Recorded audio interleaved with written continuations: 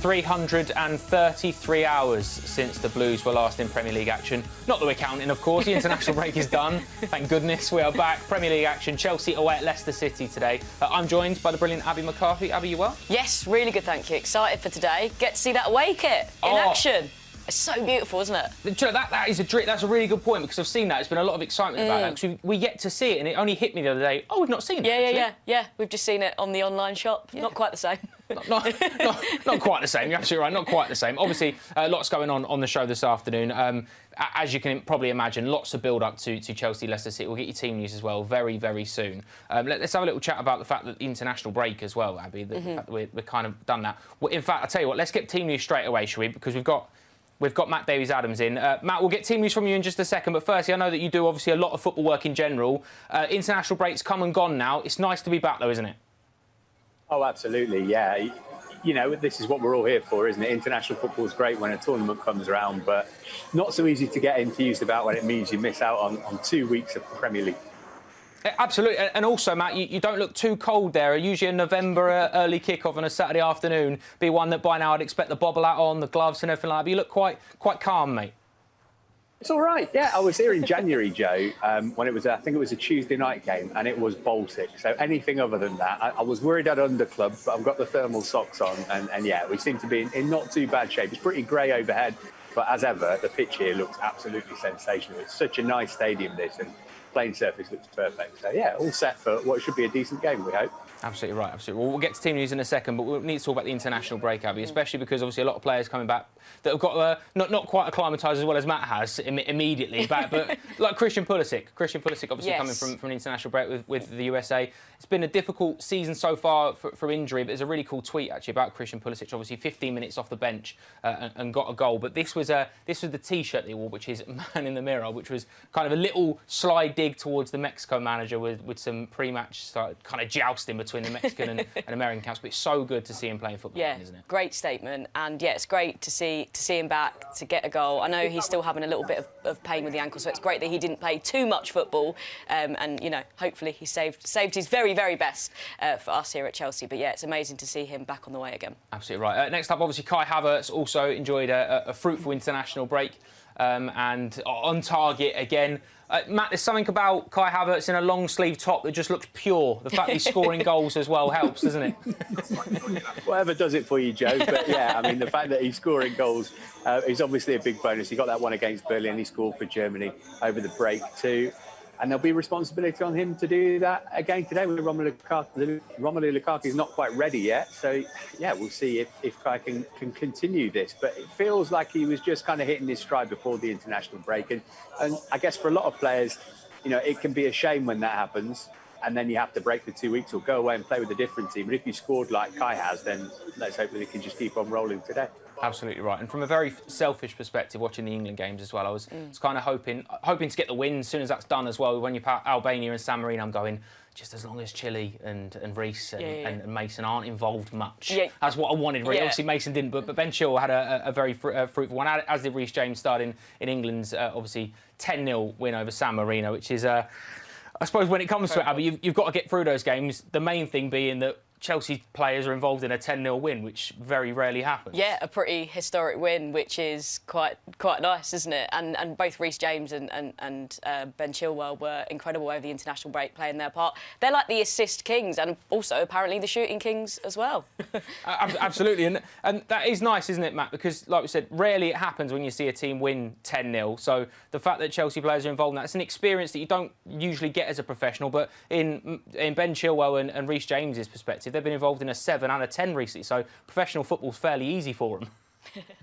Absolutely. I mean, the way those two are playing at the moment is phenomenal. I was actually at Wembley Friday of last week to see the Albania game, and I just went as a fan, so you know you obviously get a bit of a different perspective. And just watching Reece was absolutely incredible. I mean, he was phenomenal in that game against Burnley. I think that was one of his best Chelsea performances, but the performance that he put in for England against Albania was incredible. Like Abby says, you know, the 10-0 against San Marino, that's a nice little quirk, isn't it, to say I was in a team that got to double figures. But the fact that both those two have done so well over the international break, you would expect them to just carry on that form. You know, England weren't playing great teams, but they really put them to the sword, and Reece and Ben were both big parts of that.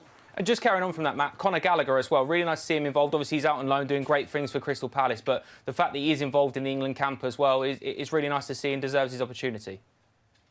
Yeah, it's another hashtag buy Neil Bath a pint job, isn't it, really? And I think that Patrick Vieira will be somewhere at the front of that list because Crystal Palace have got an absolutely sensational player on their hands. Obviously, people had to drop out for Conor to come in for the San Marino game, but it's exceptional. You know, he was really good in a poor West Brom team last season. He's playing in a much better side this. That Thomas Tuchel was gushing about Conor in his pre-match press conference yesterday, wasn't he? And you can see why. The kid's got the world at his feet. Whether the World Cup might come a little bit too soon for him, that might depend on whether it's a 26 or a 23-man squad. But certainly the future looks incredibly bright, and you would anticipate that he'll be back at Stamford Bridge next season. Absolutely right, mate. Well, Matt, the time has come. Could you deliver us the team news for Chelsea-Leicester this afternoon, mate? I absolutely can. I can tell you that there are two changes from that game against Burnley before the break. In defence, Andreas Christensen drops to the bench. He's replaced by Trevor Chalobah. And the other change sees Mason Mount. He's all right. His teeth are OK. So he can start. Ross Barkley drops to the bench in place of him. Interesting that Thiago Silva does start. Thomas Tuchel was talking about the fact that he's been around the world and across various time zones, etc. But he's OK to be in from the off today. And Timo Werner's back amongst the substitutes too, which is great news from a Chelsea perspective. Leicester, all sorts of injury problems. Yuri Tielemans, the latest player to go down for them. But Chelsea somewhere near full strength. Obviously no Kovacic and no Lukaku, but great to have Mason back in there. I'm sure you'll agree. Thiago Silva, Abby. I mean, like Matt said there, he's been jet setting around the world. He's like a pop star, isn't he? He's doing the rounds like Ed Sheeran is at the moment. He's everywhere, and every time he performs, he's sensational. But I do think that we as fans kind of forget that. We think they hop on a plane, they're in first class luxury, and then next thing you know, they play football the next day. It's difficult because they are athletes, they're world-class athletes and need to be at the absolute pinnacle. But for a player of Thiago Silva's calibre, to be able to just slot back in, continues to play games, a lot of players at his age will slow down. He's showing no sign of it whatsoever. Like you say, it's interesting because obviously everyone talks about his age, but he's just in phenomenal form, clearly takes really good care of his body. He's an amazing professional. It's always interesting hearing his teammates talk about him, how he's just a consummate professional, always puts in at training, does all the right things. And that's why he can keep on playing and slide right back into a team, even after quite extensive travel. Yeah, what a player, and must be an amazing role model for all the academy players playing alongside him. Oh, absolutely. Trevor Chalobah's exactly in that bracket, isn't he, Matt, in terms of a player that's clearly improving and clearly learning a lot from being alongside Thiago Silva. But it seems like a lot of changes now. If this game would have been 2 or 3 weeks ago, we'd have been talking about potentially 1 or 2 changes in there. Players aren't fit, maybe. Players. Ruben Loftus-Cheek, I think, is probably quite unlucky to be on the bench today because he was so good. But the breaks maybe come at the wrong time for him, whereas it's come at the right time for other players like Timo Werner getting close to being back fully fit. So Chelsea are very lucky that certain situations, however they play out, the squad depth that we've got can kind of accommodate that.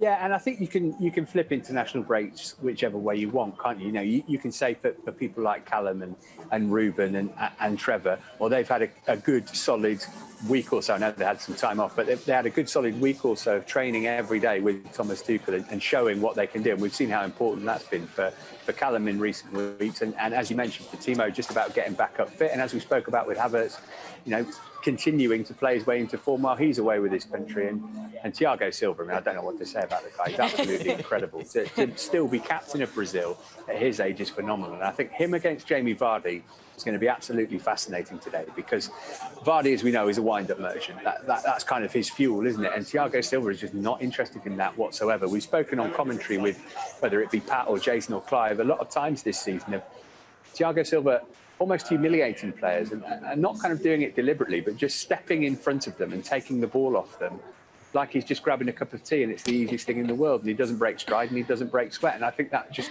must be so debilitating for a striker. So really interested to see how Vardy deals with that today. It's really interesting, isn't it? Because like Matt said there, Thiago Silva does kind of thrive off the challenge of playing against the biggest and the best, whereas someone like Antonio Rudiger as well, he loves a one-on-one tussle. He loves defending 100%. One-on-one. So wherever you look at, and even Trevor Chalobah is probably the quickest out of the 3 of them. So whichever player Jamie Vardy tries to kind of single out, if he does, you've got a challenge either way.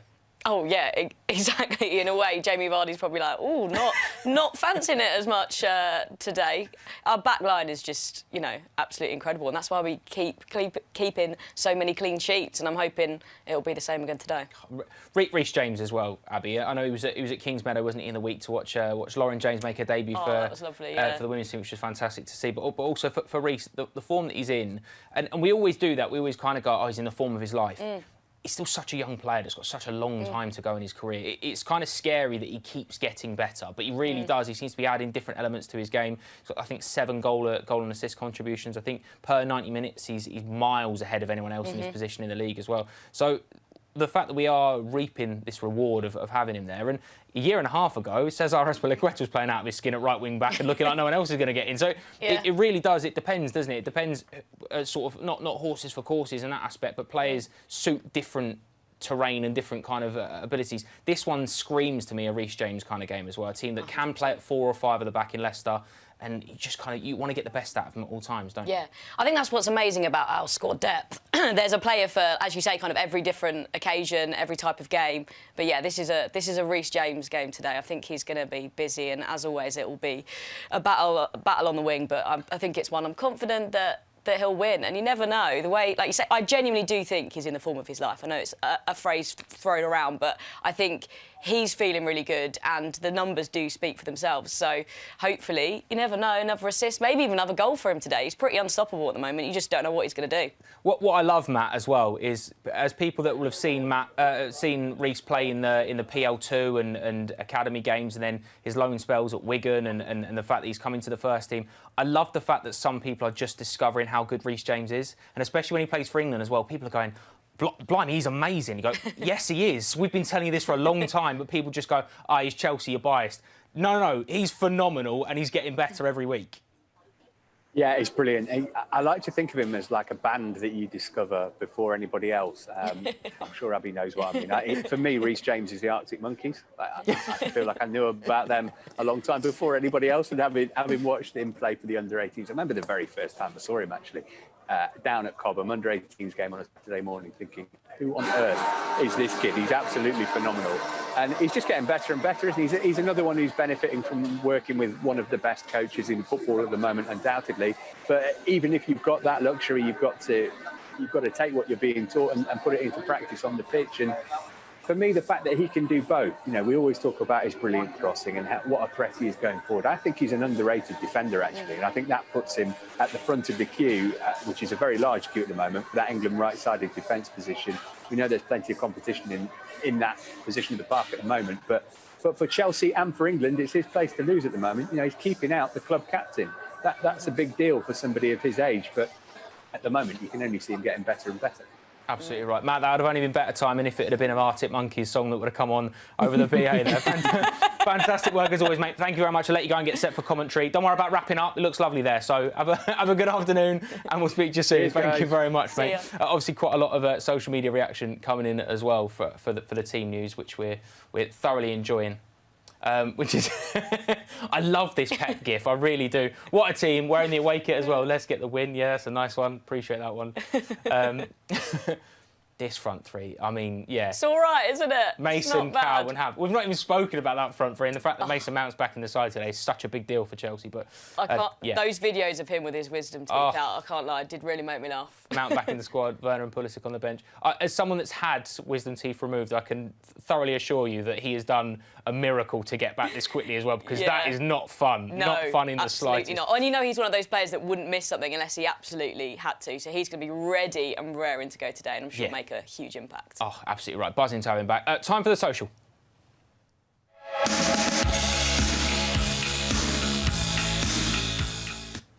So welcome to the social. This is the part of the show we kind of go through everything over the last couple of weeks, I suppose, with the international break, through the eyes of a Chelsea fan on social media. The timeline has been stacked with trending topics. We've got a Behind Enemy Line special, of course, wherever we may be. And in case you missed it, which is a little bit of a lighter look at some of the funny elements on social media over the last couple of weeks. We've also got a show and tell very, very soon as well, which I'm very excited about. And I'll be honest with you, Abby, there's a quiz later on, which I hope we get to, because it may involve seeing how good your singing voice is.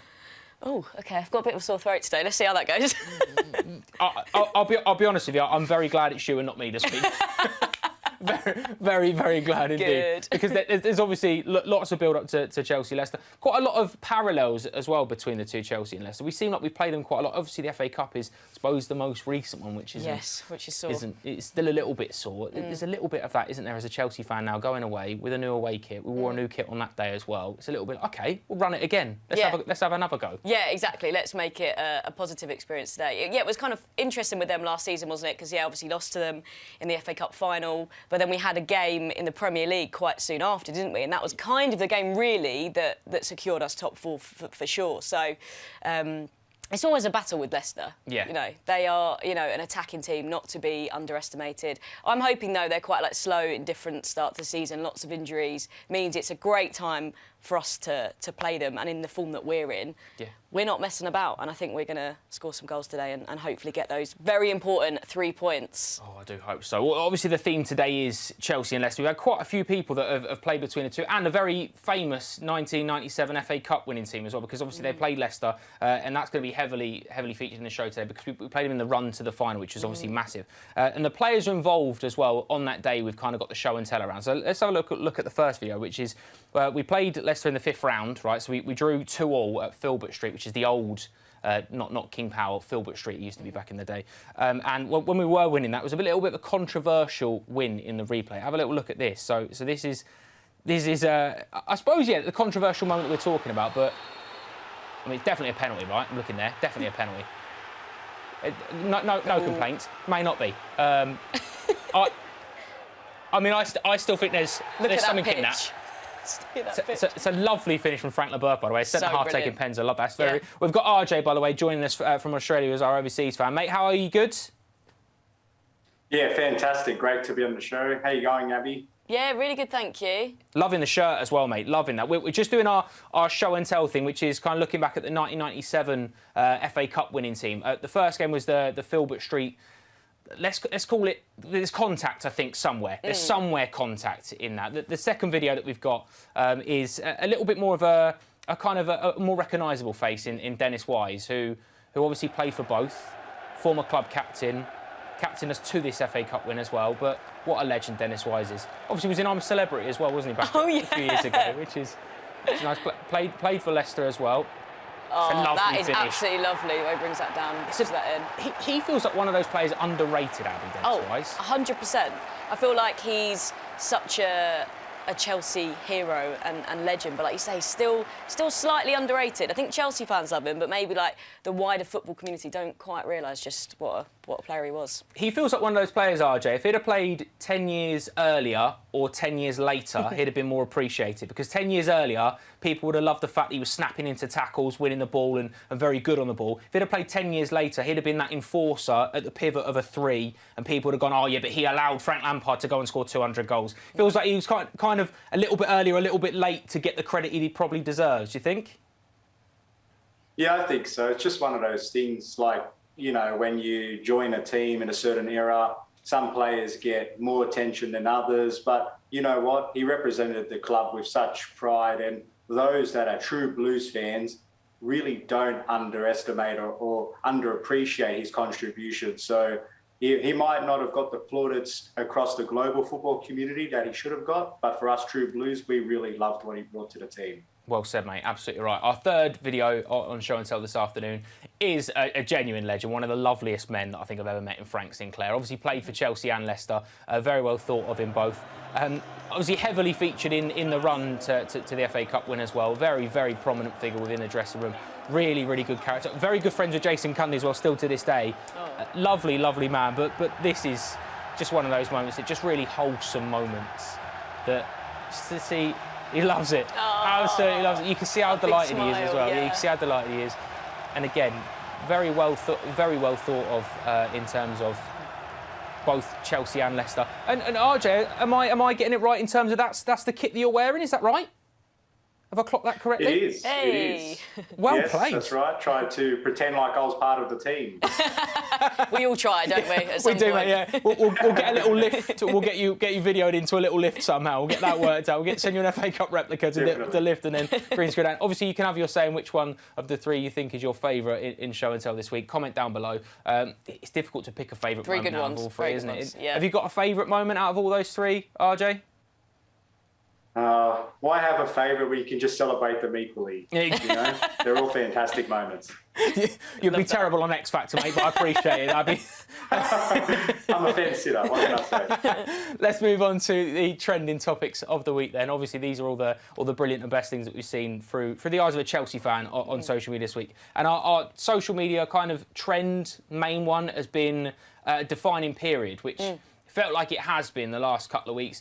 Obviously, the international break has kind of got in the way a little bit of Chelsea matters, but we'll try and move. I sound bitter, don't I, the fact we had a break. I don't mean it, just because we're on such a great run. It has been a defining period. But we had a difficult start to the season. We come away from that saying that it's kind of 2 or 3 blocks before the November break. Did really well in the opening games of the season. Obviously beat Arsenal, good result at Anfield. And then the last couple, you know, the one that we've kind of really got through. Now we've got this, which is going to be a tough one. Yeah. Leicester today, Juventus on Tuesday, and then Manchester United at home next week, which is, it's a difficult run to get through, but you do look at those and it feels such a cliche, but it's almost game by game now, isn't it? Whereas before we felt seven games you've got to look at as a block, you've got to get as close to maximum points from all of them. We did that near enough, apart from the Burnley game. So this is now game by game. You take it each as it comes, don't you? Yeah, absolutely huge run of games coming up, and it's interesting. It's coming after the international break. People are kind of having to get back into things, but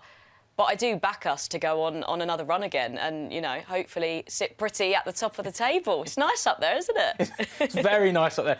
RJ, the slight issue then comes after that difficult run. It gets harder because we've got 9 games in over 3 competitions in December, really. I mean, you look at that December run after the 3 we talked about. Watford away on the 1st, 3-day rest, then you play West Ham, 4 days then Zenit, 3 days Leeds, 5 days Everton. My maths is getting difficult now. 3 days Wolves, 3 days Brentford, a couple of days for Villa, Boxing Day, of course. Then that weird week between Christmas and New Year where no one really knows what day it is. You could be playing every other day, really. We're Brighton at home and then Liverpool on the 2nd of January. So it's such a difficult, congested period. I suppose, in a way, feels like we're one of the lucky teams in the league. We've got so many players that can come in and create an impact, and also the fact that maybe Romelu Lukaku's not rushed into anything is probably nice that he'll be fresh and fit for those congested periods, RJ.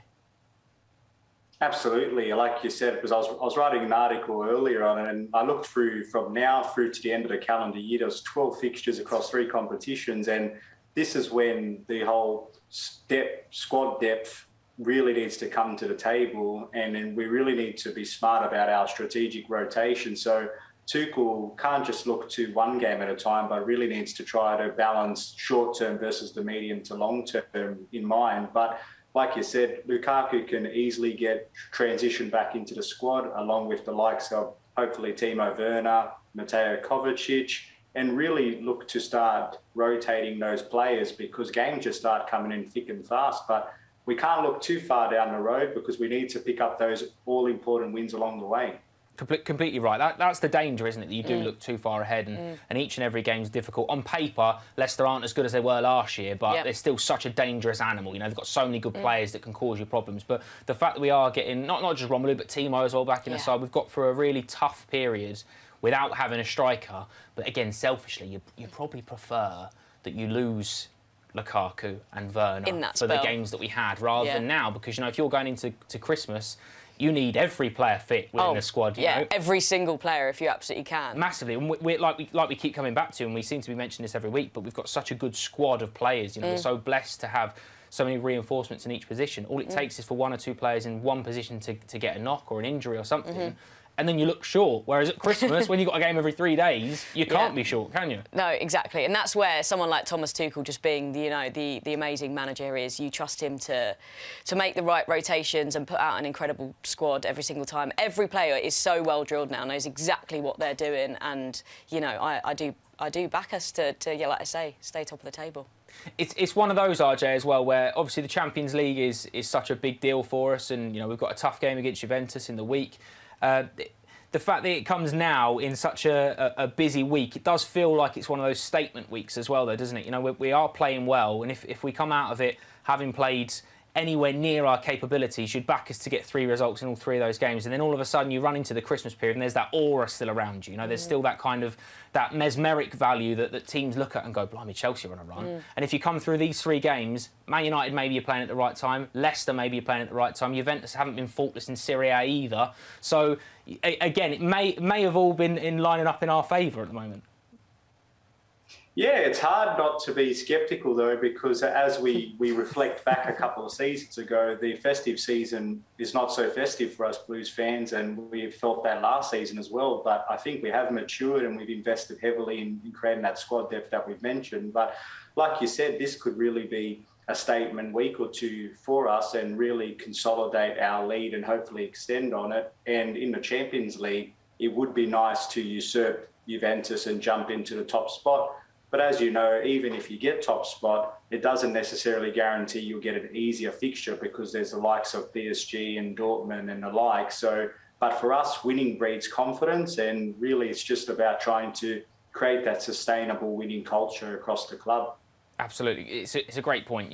I suppose you've got to take each game and then you worry about it after, because like you say, you can finish top of your group and then still get a really tough draw in the Champions League. It's kind of how it works. Obviously, behind enemy lines today has to be Leicester focus. So it is with Joe Ewing, who is a big Leicester City fan, Joe Bruin, sorry, a big Leicester City fan, and also deputy editor at 442. Hello, I'm Joe Bruin and I'm the deputy editor of 442 magazine. Leicester season so far has been, I'd say, disappointing. It's not ideal when you defend like a bunch of blokes who've got their eyes sewn shut. And that's pretty much why we're in mid-table this year, unfortunately. We still look quite good in attack when you've got Jamie Vardy plus the likes of Patson Daka, Yuri Tielemans and co. You're always going to be a threat. However, when you undermine yourself constantly with appalling defending, you are in for a torrid time, and unfortunately in too many games we're just leaving ourselves too much to do.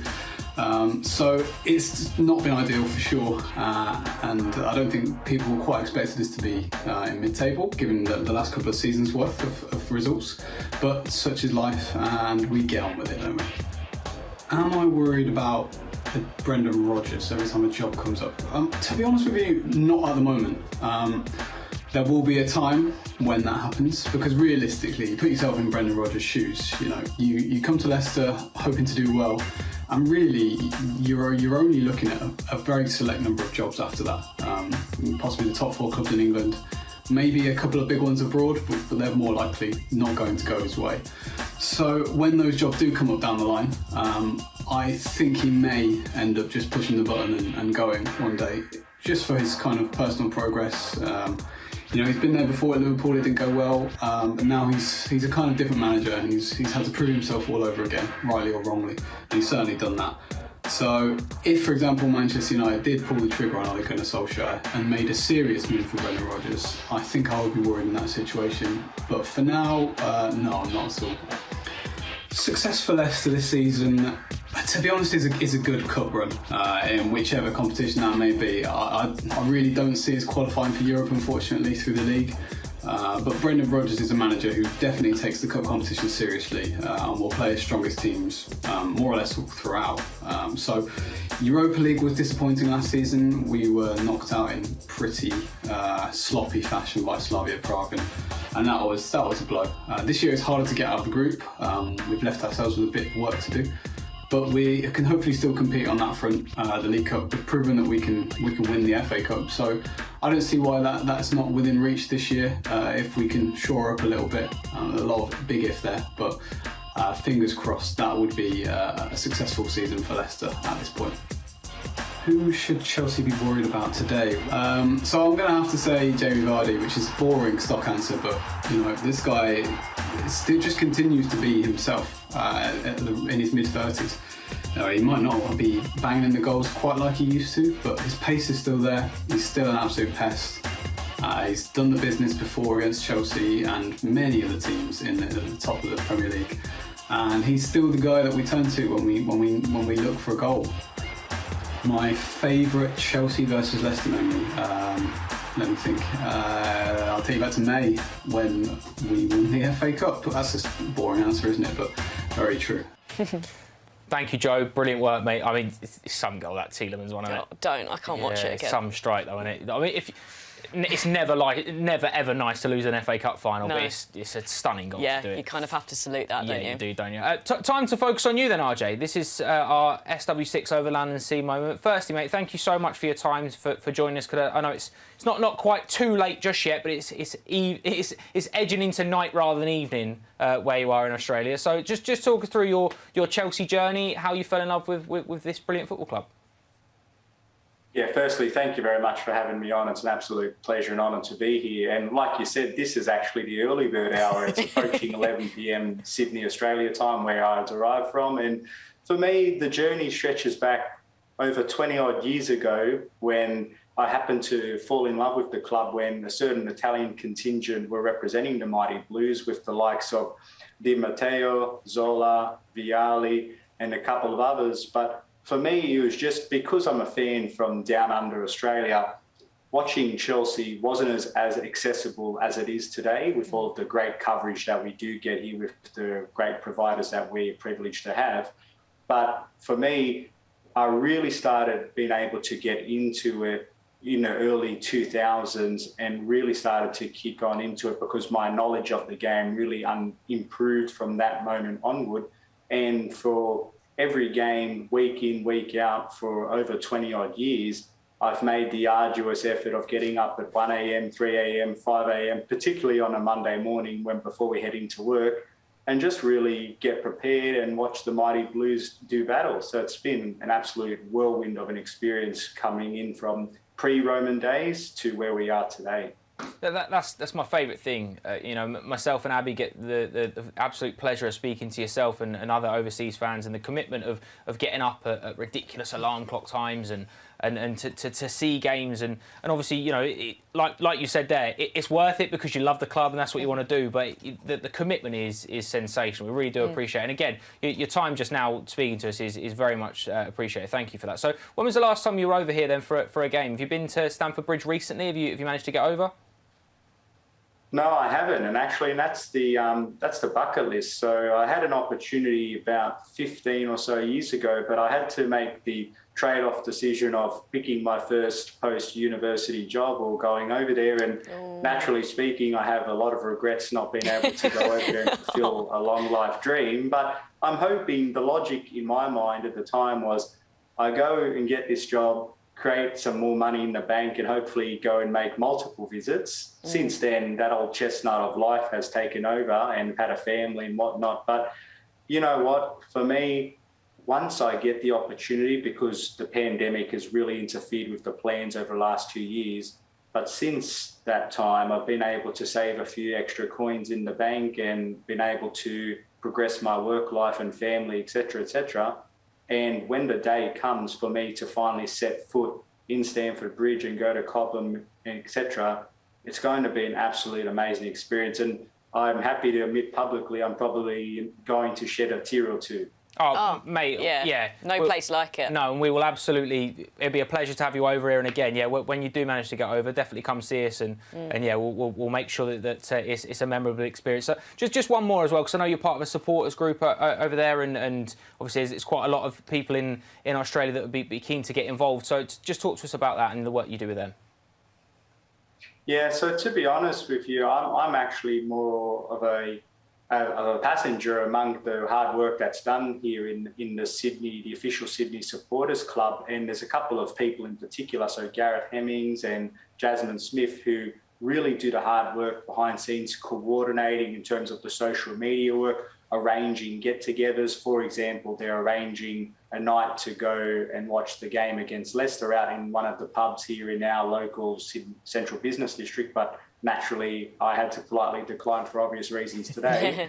But they do such a wonderful job in bringing the Australian Chelsea community, particularly in Sydney, and just really keeping us together, sharing articles, talking Chelsea. We're even participating in a five-a-side tournament in late December to raise money for a bit of a charity. So it's just a great community, Joe. And for me, I'm just privileged to be a part of it. Oh, mate, it sounds fantastic. And again, thank you so much for joining us today. Genuinely is a real pleasure to have you on. Lovely to hear your story. And yeah, definitely when you get over, we'll make sure that it's a memorable experience. We'll take you to Frankie's downstairs. And it'll be a good day. RJ, you're going to stay on with us, aren't you, for half time and full time and a little bit later on as well? Because I've got a quiz that Abby's going to probably need a helping hand with. So thank you very much for now. Yes, thank God. But we will, we'll speak to you very, very soon as well, mate. Thank you very much for that. Take care, guys. See you soon. Right, let's go for the social then. Let's move on to In Case You Missed It. This is a really cool part, actually, which is usually the lighter look at social media, Abby. And there's some funny things as well that every football fan sees. It kind of has to be a little bit sort of football related, but this is an amazing one, right? So spare a thought for club admin Twitters, because they have a difficult job at the best of times, especially Stenhouse Muirs, which is... Apologies for lack of updates. Our Twitter man has just had a pie chucked at him by the Sterling Albion young team. That's... Do you know, and and obviously, I believe they're OK. It's absolutely fine. However, my first thought was, what's in the pie? Weirdly, that was my first thought as well, because I'm like, depending what it is, that's really going to get stuck in your hair, smell really gross. And some clubs do some really cool ones. There are some that do a lovely chicken and balti pie around, but that's going to stain. No. Yeah, that's not going to be good. Okay. Your eyes are going to be burning. Anyway, back to football. Obviously, big news this week that the brilliant Sam Kerr has extended their stay at the football club until 2024. I mean... Congratulations to Sam firstly, Abby, but sensational form, 6 in 7 in the WSL this season. And I had to double check this, 28 goals in 33 WSL games since joining. Yeah. Phenomenal. Absolutely phenomenal player. Sam Kerr scores goals. That's what she does. She absolutely loves it. And obviously she's got an amazing relationship on the pitch as well with Fran Kirby. They're, for me, probably the best kind of attacking duo in the WSL at the moment. I don't think many people can argue with that. She's just a phenomenal player. When I saw that tweet go out, I must be honest, I did celebrate because, yeah, she's a player we want to hold on to for as long as we possibly can. Well, one of the best in the world. One of the best in the world. So, you know, the fact that we're keeping Sam here for a little bit longer is fantastic. And obviously, full coverage of the WSL game tomorrow right here on the 5th Stand-Up, so make sure you join us for that one. And also, this is a really nice one as well. Lower league football's a little bit different, isn't it, at times? So this is at the Marine game where the floodlights have gone out. One of the Dunstan midfielders is a Sparky and decided that he's going to try and sort it out. However, he's now on the phone to a mate back in the northeast. I did find this out. I don't know if he did fix it or not. I've been trying to find this out because I've heard that he did fix it, and if he has fixed it, fantastic. That is multitasking, isn't it? Sensational. It's a good point, though. It's a good point in thinking, does he double time on a Saturday, isn't it? Oh, yeah, that's true. Charging that back, yeah. Well, and finally, we're all for choreographed goal routines, but this is a little bit different, I suppose, in Brazil. Meanwhile, in Brazil, a brawl erupted as an Internacional player lived fake coffins after beating their rivals Grêmio in Derby, mocking their imminent relegation. It's a little bit... Do you remember when Mikel Antonio had the cardboard cut out of himself that he celebrated the goal with? A little bit like that. This is just a little bit extra. This is a little bit much. But, yeah, obviously, 2 players were sent off and many had to be restrained. It's one of those. Yeah. It's a bit different. I'm not sure I'd feel too comfortable with it. No. Definitely some housery in there. Yeah, you know? Not quite sure the Premier League will be too chuffed if anything like that happens. Anyway, time to pass you over to the brilliant Max and Jason for the warm-up.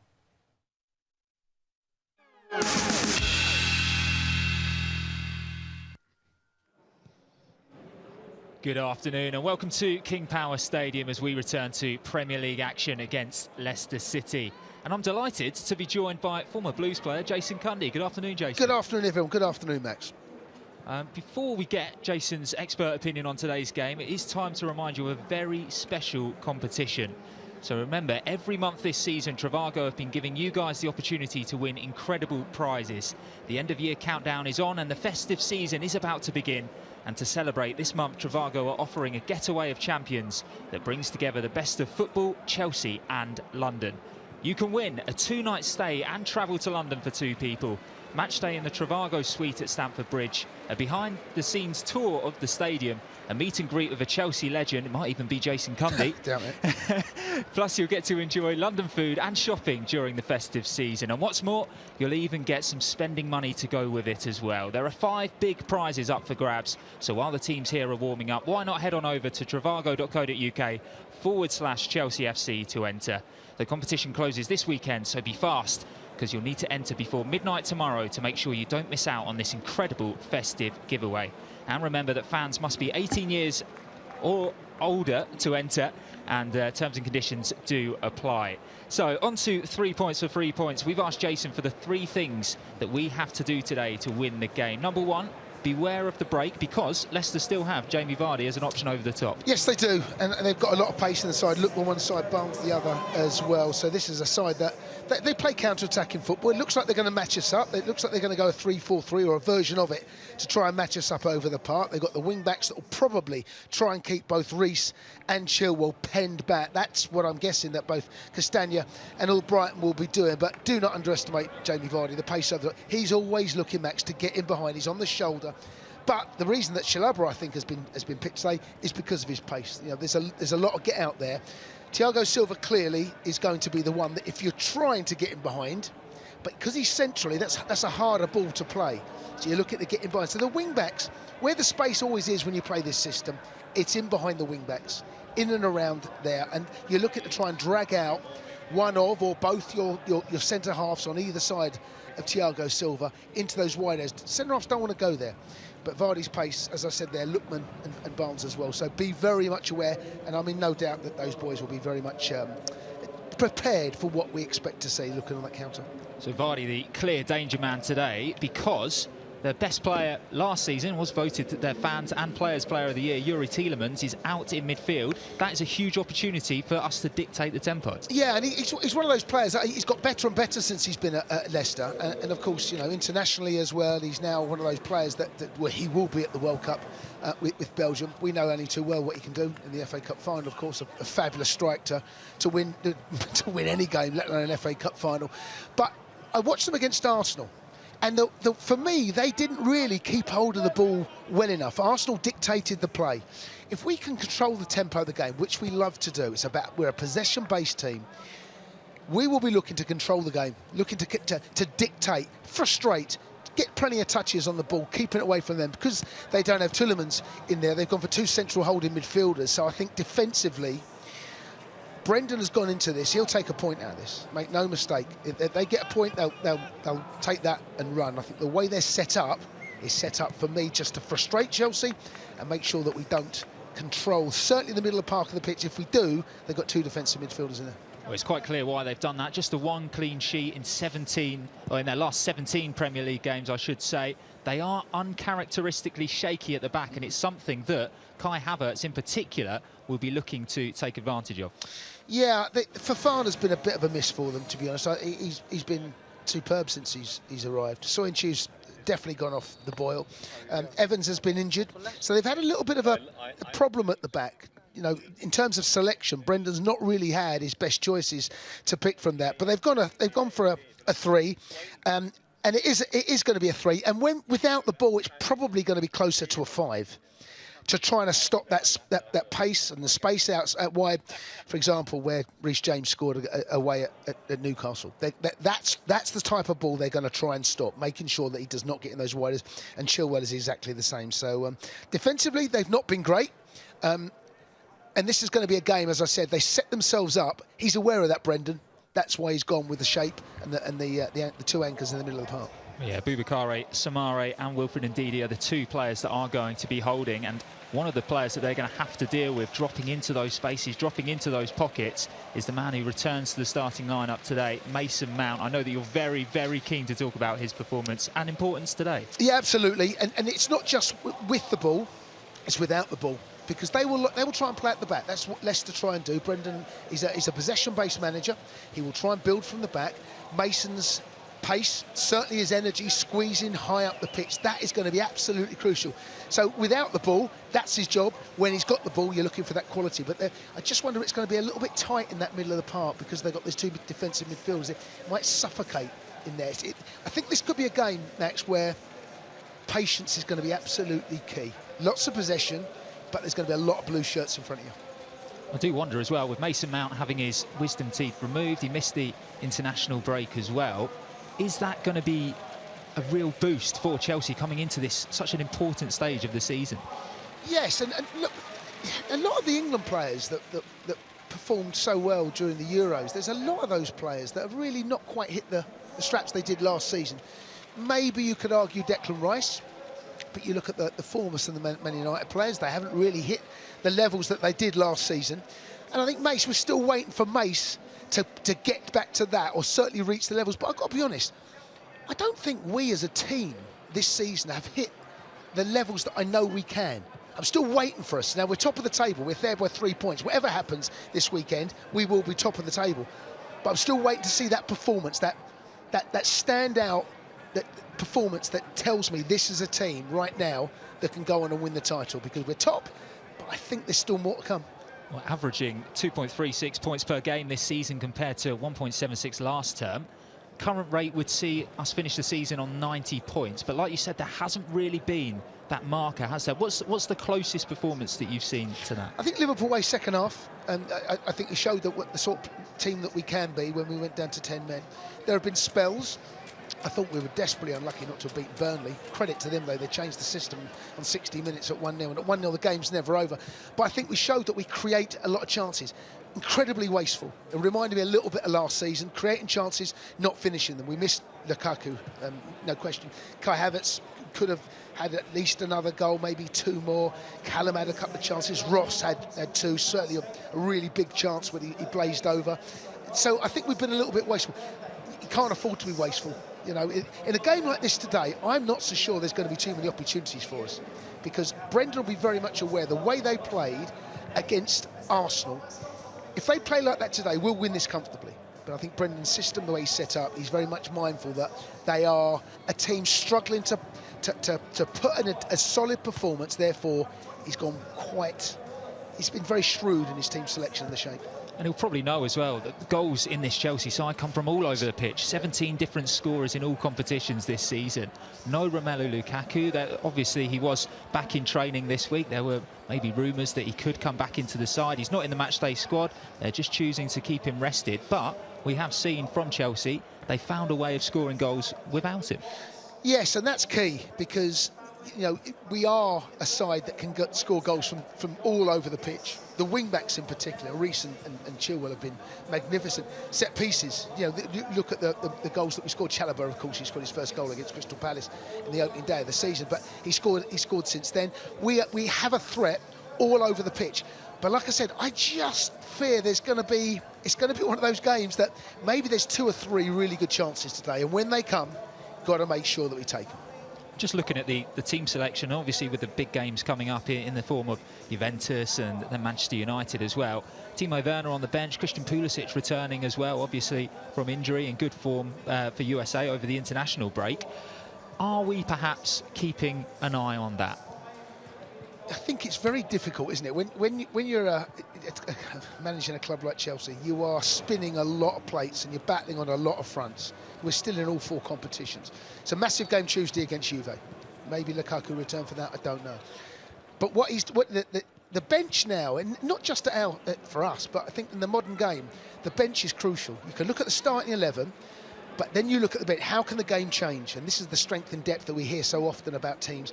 The teams with the deepest bench, the deepest squad, often will go on to find a way to perhaps pick up 3 points where the game is incredibly tight. And I'm looking at the bench today. You made that point there. Timo Werner off the bench. Loftus-Cheek is another one that might add something. Ross. There are options off our bench there, but possibly, you know, it's difficult to say. But Lukaku is going to have a massive influence on our season. Don't rush him back. If he's not right for Leicester away, that's fine. We've got Man United next week. We've got Juve as well. 2 huge games. So, yeah, it's about managing the game, and him and the relationship between the medical team is absolutely crucial. Another player missing through injury, of course, Mateo Kovacic. But when you look at the 2 central midfielders in there today, Jorginho and N'Golo Kante, you'll struggle to find a better partnership. You're absolutely right. And you and I were talking about it before the game. Who's going to play? That's what I thought he would go for. The only position on the pitch that I was looking at was which side the other side of Mason. I expected Havertz to start down the middle. I expected Mason to start. He's gone with Callum, and this is the strength and depth that I was just talking about. Loftus-Cheek has been sensational since he's come back into this team. Brilliant against Brentford, and he can add something different, that power. So yes, in terms of what we've got in the middle of the park, there are options in. The cover's been outstanding for us, one of our best players this season. But the fact that we've got N'Golo and Jorginho in there just goes to show that strength and depth I was just talking about. Well, just the one player who's been able to match assists this season for with Kovacic, and that's Reece James, who has been sensational this season. He could almost play in any position on the pitch. He's so talented. He does. Again, you and I were talking about it before. At Burnley, he was playing more or less central midfield for parts of that game. Right now, if you had to say to me, who would I vote for player of the season right now? Reece James gets my vote. That's how good he's been, not just for club but also country as well. Scoring goals, assists, the goal against Burnley with that brilliant ball into Havertz. That's what we've got to look to try and do as well. Get the balls in, because I think Reece and Chilwell might find it very difficult today to get that sort of space. As and when they do, delivery's got to be spot on. Well, just those two names, and then you add Marcos Alonso into the equation as well. That's 8 goals and 4 assists between them in the Premier League this season. They are such a huge part of the way that Thomas Tuchel wants his side to play the fullbacks. Yes, and that's why Brendan's done what he's done. He's looking to match us up. He's looking to try and negate those wide areas. Chilwell loves to get forward. Alonso loves to give it. Aspie even loves to get forward. But you've seen Callum Hudson-Odoi play right wing back as well. But today, Reece and Chilwell, that is an area. If I was managing against Chelsea, I would be doing something similar to what Brendan is doing today. We've just seen the players on their way back into the dressing room, and we're edging very close to kick-off in Leicester. We'll be back in the studio in a bit, but first of all, let's hear from October's Manager of the Month, Thomas Tuchel.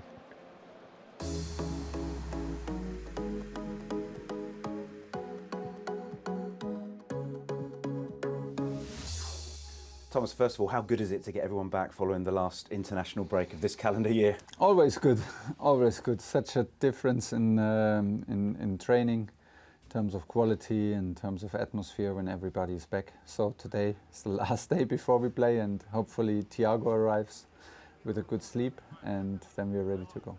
It must be like being a teacher with a register, sort of ticking everybody off as they come back from different parts of the world. Yes, my staff is doing this because I keep forgetting who plays where. So everybody tells me in the end if they got their minutes, if they got hopefully not injured, if they were ready to be on time on their planes, and then I'm happy when they're actually back at Cobham. One player who's looking fit and sharp is Christian Pulisic. What does a fully fit Christian add to the dynamic of your squad? Intensity and relentless work with and off the ball.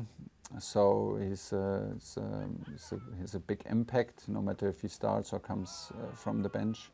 First, most important thing was now that he is free of pain, which he was in the second match now against Jamaica, and hopefully it stays like this. How important was it for the players that remain to have a good break? Because it is a relentless schedule, isn't it, from now till the other side of Christmas? It is. I mean, the national players don't get their breaks. They just keep on playing and playing and playing, which is which is the problem, actually, I think, in world football, that the best guys play too much. And that does not help the quality of the game.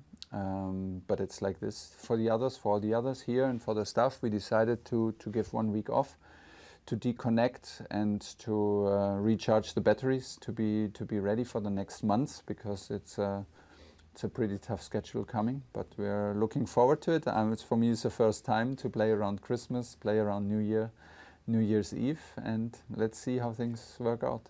As for you, you're doing so well. You win trophies when you have a week off. So, manager of the month. They gave me, the manager of the month, yeah, and they gave me a trophy for last season. Still, they gave me because they could not come, and it was awarded. Yeah. But to win the manager of the month, I mean, I know you're not big on individual awards, but it must be a. Of course, it's good because you can only win if you have a strong team and a strong club. And I have both things, and that's why I'm a happy coach first of all, and from there I try to play my role, play my part, that we are able to win games, and of course we won. That's why I'm super happy, and I take this reward with pleasure, but I take it in behalf of every single person here in Cobham, because everybody's contributing in a way that is impressive, and it's also needed, because what you see in the fixture and what you see on the training on the field at Stamford Bridge or in any games is the mirror how we work here, and this is a team effort. It's not a one-man show, and for sure not for the head coach. It is a crazy schedule, isn't it? Starting with Leicester at the weekend. I mean, they have injury concerns, obviously, but what type of match are you expecting against them? Well, there comes some high individual quality teams now with Leicester, with Juve, with Man United, just speaking of the next three. So this is what we expect, that things get difficult, things get tough. It's a 12:30 kickoff, and to play in Leicester, they're a top team. They have a top coach. I have the feeling they're fully aware of their qualities, and we have to play on our top level to have the chance to take the 3 points, because we are up for the 3 points. You mentioned Juventus. That will always be a big game under the lights at Stamford Bridge. But how important is it to try and secure qualification for the knockout stages of the Champions League? Yeah, I'm actually fully focused on Leicester right now. But when we speak later or the next days about Juventus, we cannot forget it's not only to talk about first place or second place. First of all, we have to make sure that we qualify. This is the most important. And then we can for sure try to be first in the group, which we will do. But also there, big team, big individual quality, and a lot of history in the shirt. It's a nice one.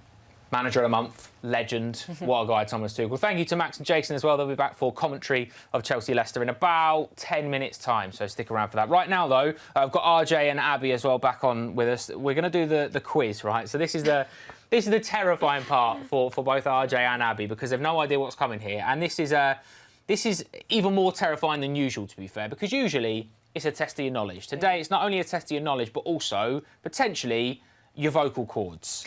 RJ, how's your voice? Have you got a bit about you? It just depends on the perspective of the audience, Joe, because I like to think I'm a good singer, but I'm sure if you ask my wife and my many friends, they think, just stick to the keyboard, mate.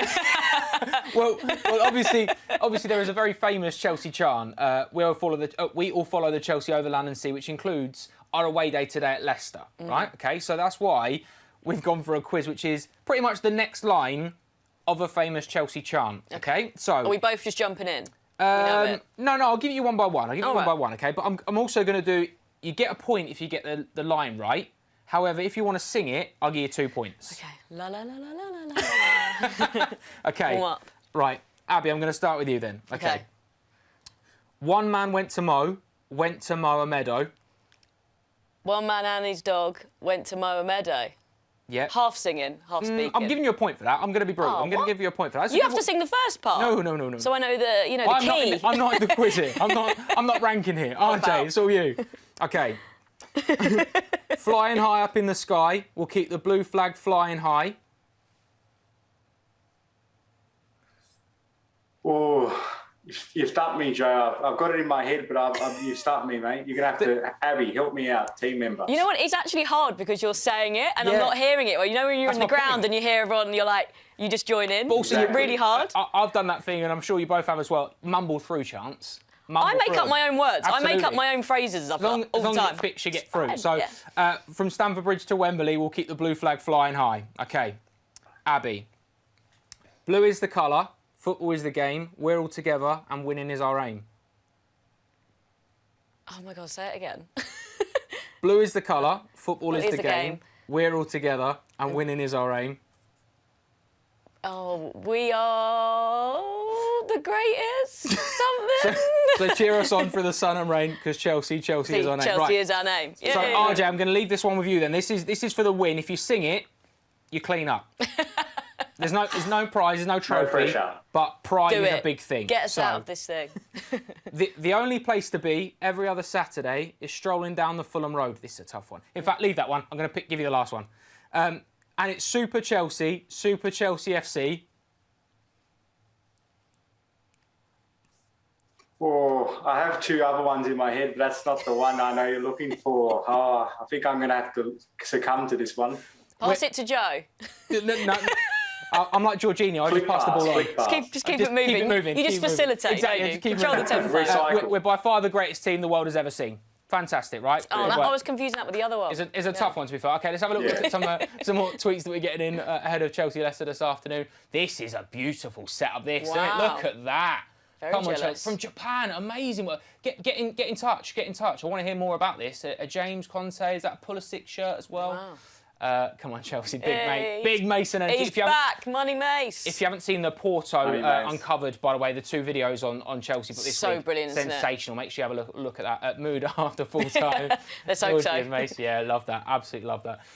And we've got this final one as well, which is really cool. Winning yellow, yes. Oh yes, our first. Brand new kit, brand new energy. Absolutely feeling it. RJ, thank you so much. We'll be back at half-time. Abby, likewise as well. Yes, see you. Up next will be live commentary of Chelsea versus Leicester City in the Premier League with Jason Cundy and Max Jones.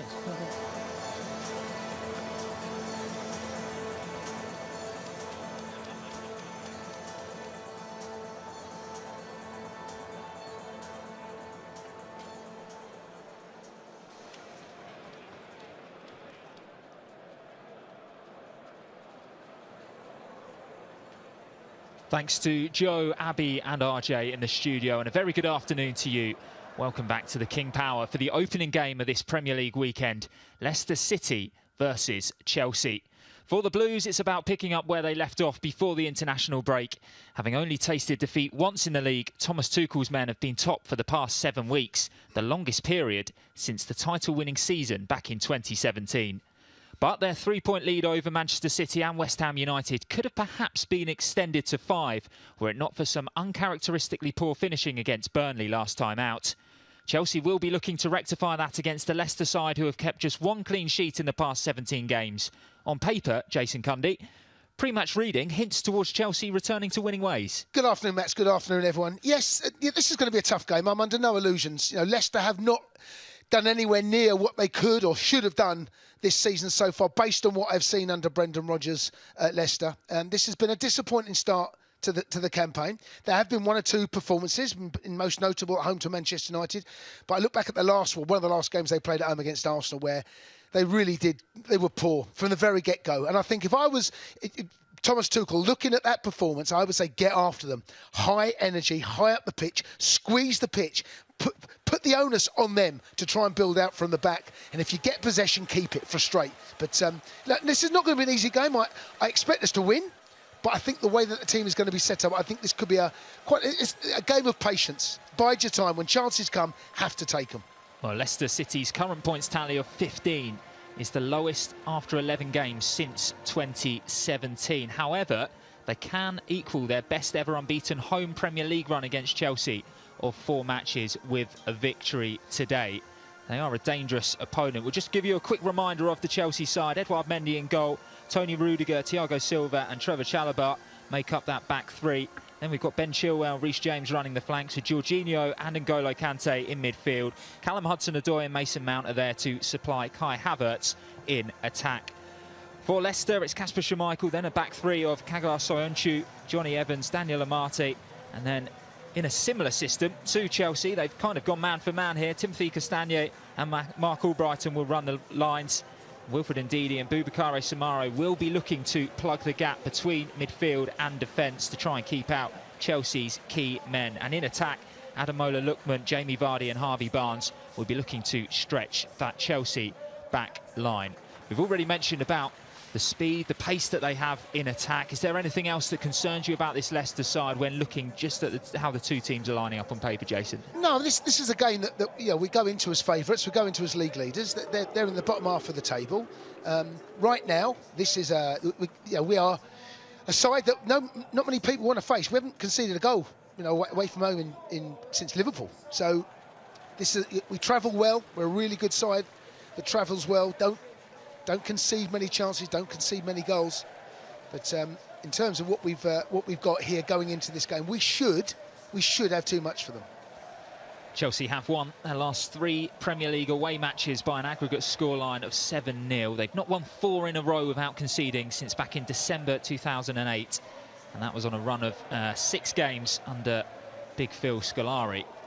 Just taking a quick look at the players warming up. Ben Chilwell is the man who we have our attention on at the moment. Another important game for him against his former club as well. Absolutely. I'm sure that the fans will let him know that that they're there. But Ben has had at the beginning of the season, if you remember, Alonso had that left-back shirt, and deservedly so. Alonso played really well. But when Ben has come in, it's hard to say that he doesn't deserve his starting place. But there's competition all over the pitch, and that is one of those positions right now that's fierce. It's interesting, Thomas Tuchel was talking a few weeks back about how he had to almost rebuild Ben Chilwell's confidence after the Euros, you know, going there, not playing a single minute.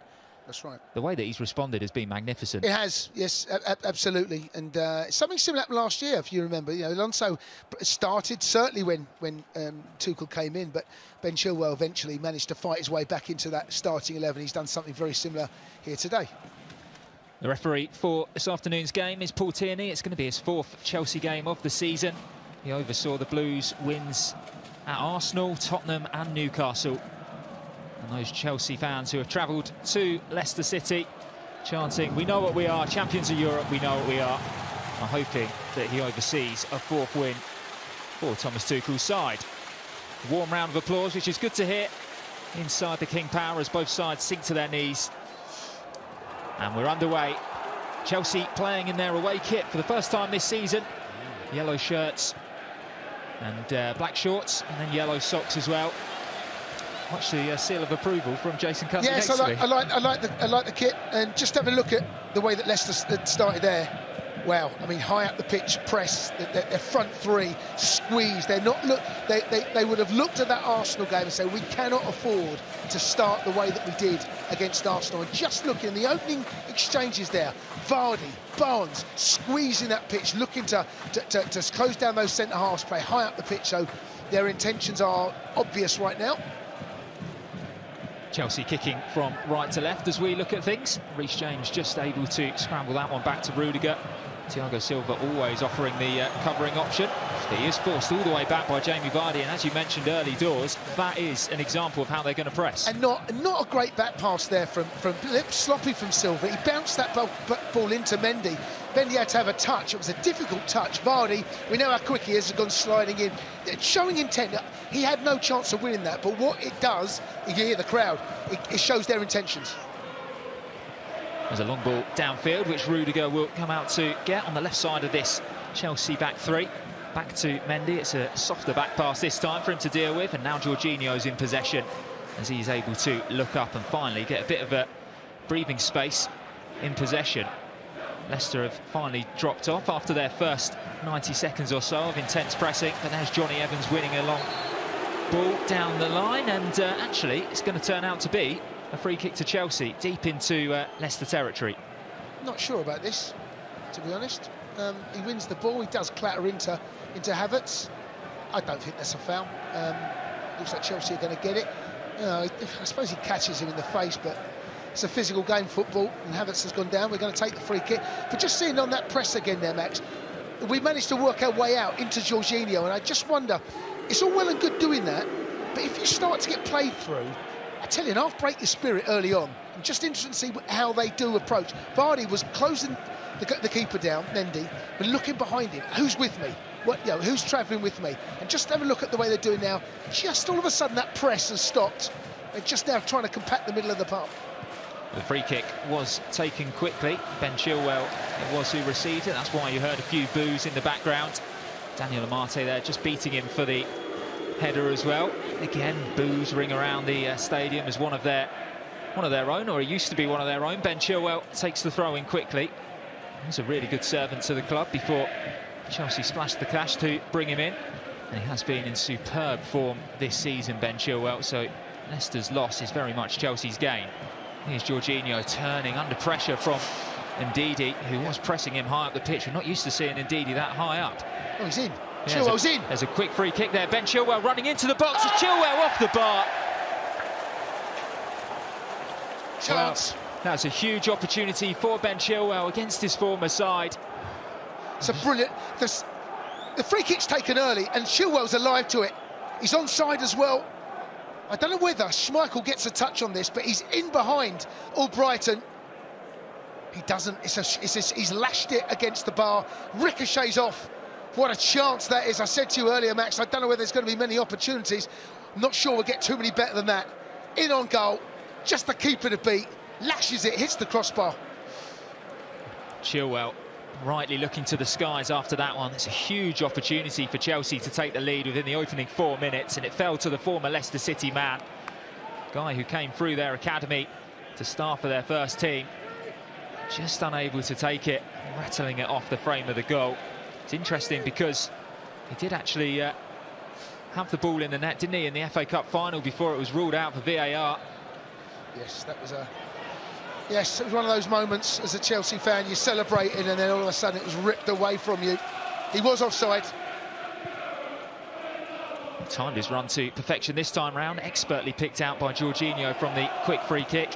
That's what Chelsea fans have been wanting to see a lot more of from the Italian midfielder, those scooped passes over the top like we used to see with Fabregas. And the thing that I loved about that was that he puts the ball down, takes the free kick, and he catches them unawares, just to show that perhaps Leicester aren't quite as prepared as we thought. But it's a really smartly taken free kick. There's a chance here. There's that run in behind. Look at the wing backs. Yes, Vardy in the channels, released by Mark Albrighton. There's still some options on here as it goes cross goal, and Antonio Rudiger had to read that one really well. Falling down as he clears the ball from outside his own 6-yard box. And he's quite rightly gesturing at his fellow defenders, asking them why Vardy was afforded so much space there.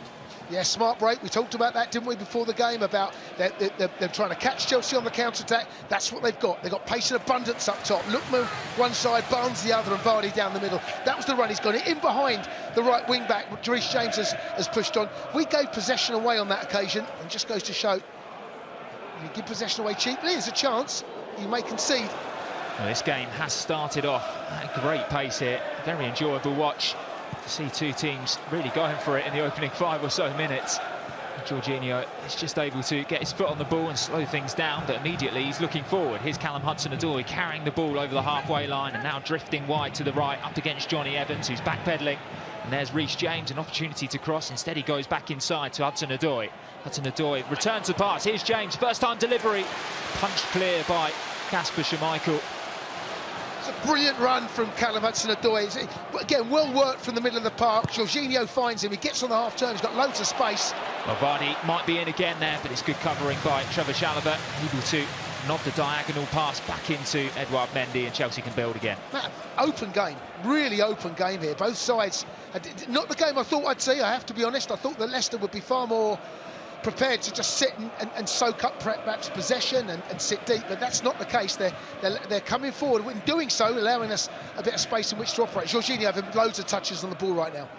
Yeah, we thought it was looking like a pretty conservative Leicester City lineup, but it's anything but. It's almost like, OK, fine, we will have these banks of players, but we're going to just push as a unit. Yeah, Jorginho for right now is having way too much time and space. Here's Hudson-Odoi back into Kante now. There's a bit of space that's opened up in front of him. Kante rolls it through. Mason Mount was on the run. Kante was Kai Havertz who was through on goal, but there was a vital interception in there by a Leicester City foot. But it's back now with Tony Rudiger, and Leicester for a few seconds looked to be out of position, but they're now back in their 2 lines defensively. Chelsea enjoying a lot of possession here in the middle of the park. Right in an area I thought that they would really put their foot on, not allow Chelsea any space, but really good play from Chelsea at the moment. Good possession, moving the ball very quickly, finding lots of pockets of space, causing them problems. Rudiger on the edge of the centre circle, able to spray this one wide to Ben Chilwell, trying to give and go with Mason Mount. Mount caught a sore one after he laid off the ball, and it goes out for a throw-in on this near side. But just going to take another look at this chance for Reece James. A brilliantly weighted pass by Callum Hudson-Odoi to find him. The best piece of goalkeeping from Schmeichel. Punches it out, but in the end it was cleared. Here's Mount bringing it down as he turns and wins a throw-in on the near side, about 25 yards inside the Leicester City half, left-hand side. Mark Albrighton it was who put the foot in, operating in a pretty unorthodox role for him. Playing at right wing-back, asked to do a job up against Ben Chilwell, his former teammate. Here's Chalobah. All the way across to Thiago Silva, who in turn will play it to his left, where Antonio Rudiger is waiting. Now Hudson-Odoi drops deep to receive possession, but he's got Boubacar Soumaré right on him, and also Ademola Lookman, who's dropping a step over in there to beat his man. But Chilwell's back well to defend and play it back to Trevor Chalobah. It's the second time he's managed to find a yard of space, Callum. He is getting space. Reece James this time picking the ball up inside. Sees quite a lot where the fullbacks do drift in field. There's Rudiger, clever ball over the top. There's always going to be a tough arse though for Havertz to meet that one on the run up against Johnny Evans. Yeah, wrong choice that from Rudiger. You know, we've kept the ball really well. We're frustrating Leicester, and it's got to be an inch perfect pass. And you know, as good as Rudiger's been under Thomas Tuchel, one of his attributes is not picking a pass like that. Just keep the ball. Chelsea managed to win it back. The ball's been given away cheaply by Leicester, and Reece James takes the throw and back to Chalobah. There's Chalobah, one of two changes made by Thomas Tuchel for today's game. Brought in for Andreas Christensen in this back line. As Jason Cundy mentioned, ahead of kick-off. That may be to counter the pace of Jamie Vardy. We've already seen him peel off into the channels once or twice in these early stages. Then for a change, of course, coming in midfield. Mason Mount coming back into the starting lineup at the expense of Ross Barkley. That's loose from Kai Havertz, but Hudson-Odoi is there to retrieve. Midway into the Leicester City half. James checks in field and switches play to the left-hand side. Here's Mason Mount running over to join Chilwell before crossing in. Well, it's on. It was on. It was just a bit too far ahead of Kai Havertz, who was going into the area. I do wonder whether the offside flag would have gone, but you can see already those are the runs that Havertz is going to make. Yeah, and just the ball played in there. Chalobah's played a really smart ball to Kai, and Kai's touch has let him down. But again, Chelsea finding space. There's a lot of space there. Despite Leicester's formation, we're really enjoying that. See there, the crowd cheer. It's a poor pass from N'Golo Kante. Bit of frustration there on the bench from Thomas Tuchel. And Thomas Tuchel will be disappointed with that one.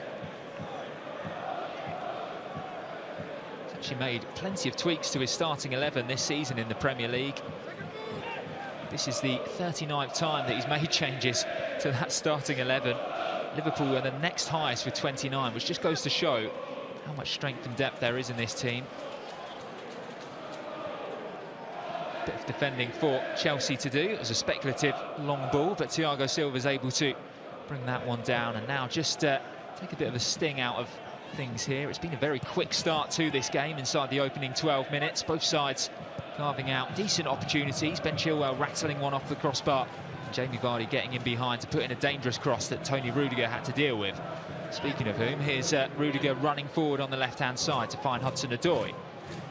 Chelsea forced back by the Leicester City defenders, but they've managed to find space with Mount, and he tried to offload that one quickly into the path of Kai Havertz, who would pass into the penalty area, but it was loose. And now Leicester City can win a free kick of Harvey Barnes. Again, the space that he's been afforded there, Mason Mount. And you asked me at the beginning, before the match started, that area in there, and I didn't think there'd be as much space, certainly with the two holding midfielders, but there is acres. We are really finding a lot of space. That final pass hasn't quite been on point. It's been a number of times over the ball from Mates to play into Havertz over the top or into the feet. Hasn't quite been there, but encouragingly, after 12.5 minutes, there's been 3 or 4 really good half chances. Good pressure again. This time Mason has squeezed the ball. Johnny Evans has given it away, and that's what I said about without possession, Mason is absolutely crucial in that role. It was a heavy first touch from Johnny Evans to put it out for a throw-in just on the edge of his own area on the right-hand side of the pitch as Chelsea attack. And there's Reece James going for a low cross, and it's blocked out behind for the game's first corner kick. Yeah, not a lot of space out there for Reece, and in the end it has just ricocheted out for the first corner. Ben Chilwell, as you can hear, is going to be taking it. The customary boos. I'm pretty sure he won't care. An opportunity, and what a chance in the opening exchanges for Ben Chilwell to quieten that crowd. Did you get many of them throughout your career? From my home fans, mainly. Here is Chilwell lining this one up to deliver from the right-hand side with that trusty left foot. In it comes, in towards, well, it's a headed goal! He's done it again! And it's Tony Rudiger on the score sheet again. What a fantastic header that was, climbing high to guide it into the far corner. Ben Chilwell, quite rightly, is congratulated by his teammates right in front of the Leicester City faithful. It's Leicester City 0, Chelsea 1. Well, it's another goal from Tony Rudiger at Leicester. I think it's the third he scored. He scored 2 a couple of years ago in a 2-2 draw. He leaps highest. No one's with him. It's beautifully guided right on the edge of the 6-yard box. Nothing Schmeichel can do. Goes in under the crossbar. Another goal for Tony Rudiger at Leicester. It's a fantastic header, isn't it? The technique. He's just guided it, Max. He knows he can't get too much on it. It's almost behind him. He's just got enough on it just to guide it towards that far post. And that pressure, that good pressure, good possession Chelsea had has resulted in a goal. And I said that those chances when they come, you've got to take them, all we have. It's the second goal of the season for Tony Rudiger. Didn't he take it well? Plenty of talk about him pre-match, about his contract running up at the end of the season. Thomas Tuchel said, look, he knows how much I value him, how much I trust him. I believe this is the place for him to be. And with finishes like that as well, you know, this is such an important figure, and he's really growing in importance for Chelsea. Absolutely. You know, we talk about leaders. He is one of those. He's been magnificent under Tuchel. I have to say, under Frank, the defender I was seeing mistakes. He had a mistake a game, but under Tuchel, and I think the shape and the system, the 3 at the back, he really does enjoy playing that system and has adapted so well. Chelsea come again. Here comes Chilwell now, tripped unceremoniously by Daniel Amate, winning a free kick on the left-hand side of the pitch on the halfway line. You can just start to hear atmosphere's kind of subdued a bit now inside the King Power. Yeah, and Chelsea have totally dominated possession. They've got the goal. Now we've got that goal, it could just settle things down a little bit. You know, there's always certainly the chance that Chilwell missed. You know, you don't want to get to half-time thinking, well, we've had 2 or 3 good chances here, we haven't taken them. That's not the case now. There's James. Havertz was offering support down the line, and James does win a free kick. It was a late challenge on him on the halfway line, right-hand side. Oh, Timothy Castagne. Okay, see a great deal in it. Nothing too much in it, but no. I'm not even sure that's a free kick in all honesty. It's a bit unlucky there, Castagne, but we'll take it. There's Silva.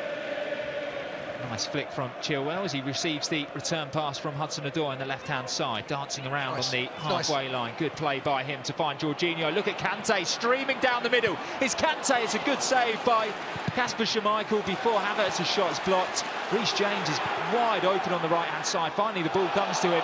Here is James inside the area now, crossing. Chance. And blocked out What a chance. Another corner. What a chance this is from N'Golo Kante. He doesn't quite execute it the way. It's a brilliant ball from Jorginho. He runs from deep, splits their centre halves. He doesn't catch anything on it. The ball comes out to Havertz. I think Havertz has got to play in Reece James. He goes for the shot with his right foot. In the end, the ball ricochets away for another corner. And Chelsea, of course, scored from the last one. Chance, though, really big chance to go 2-0 up.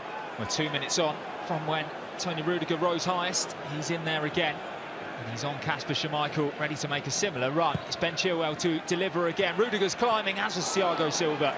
But it goes all the way through, and Soyuncu will just see this one out.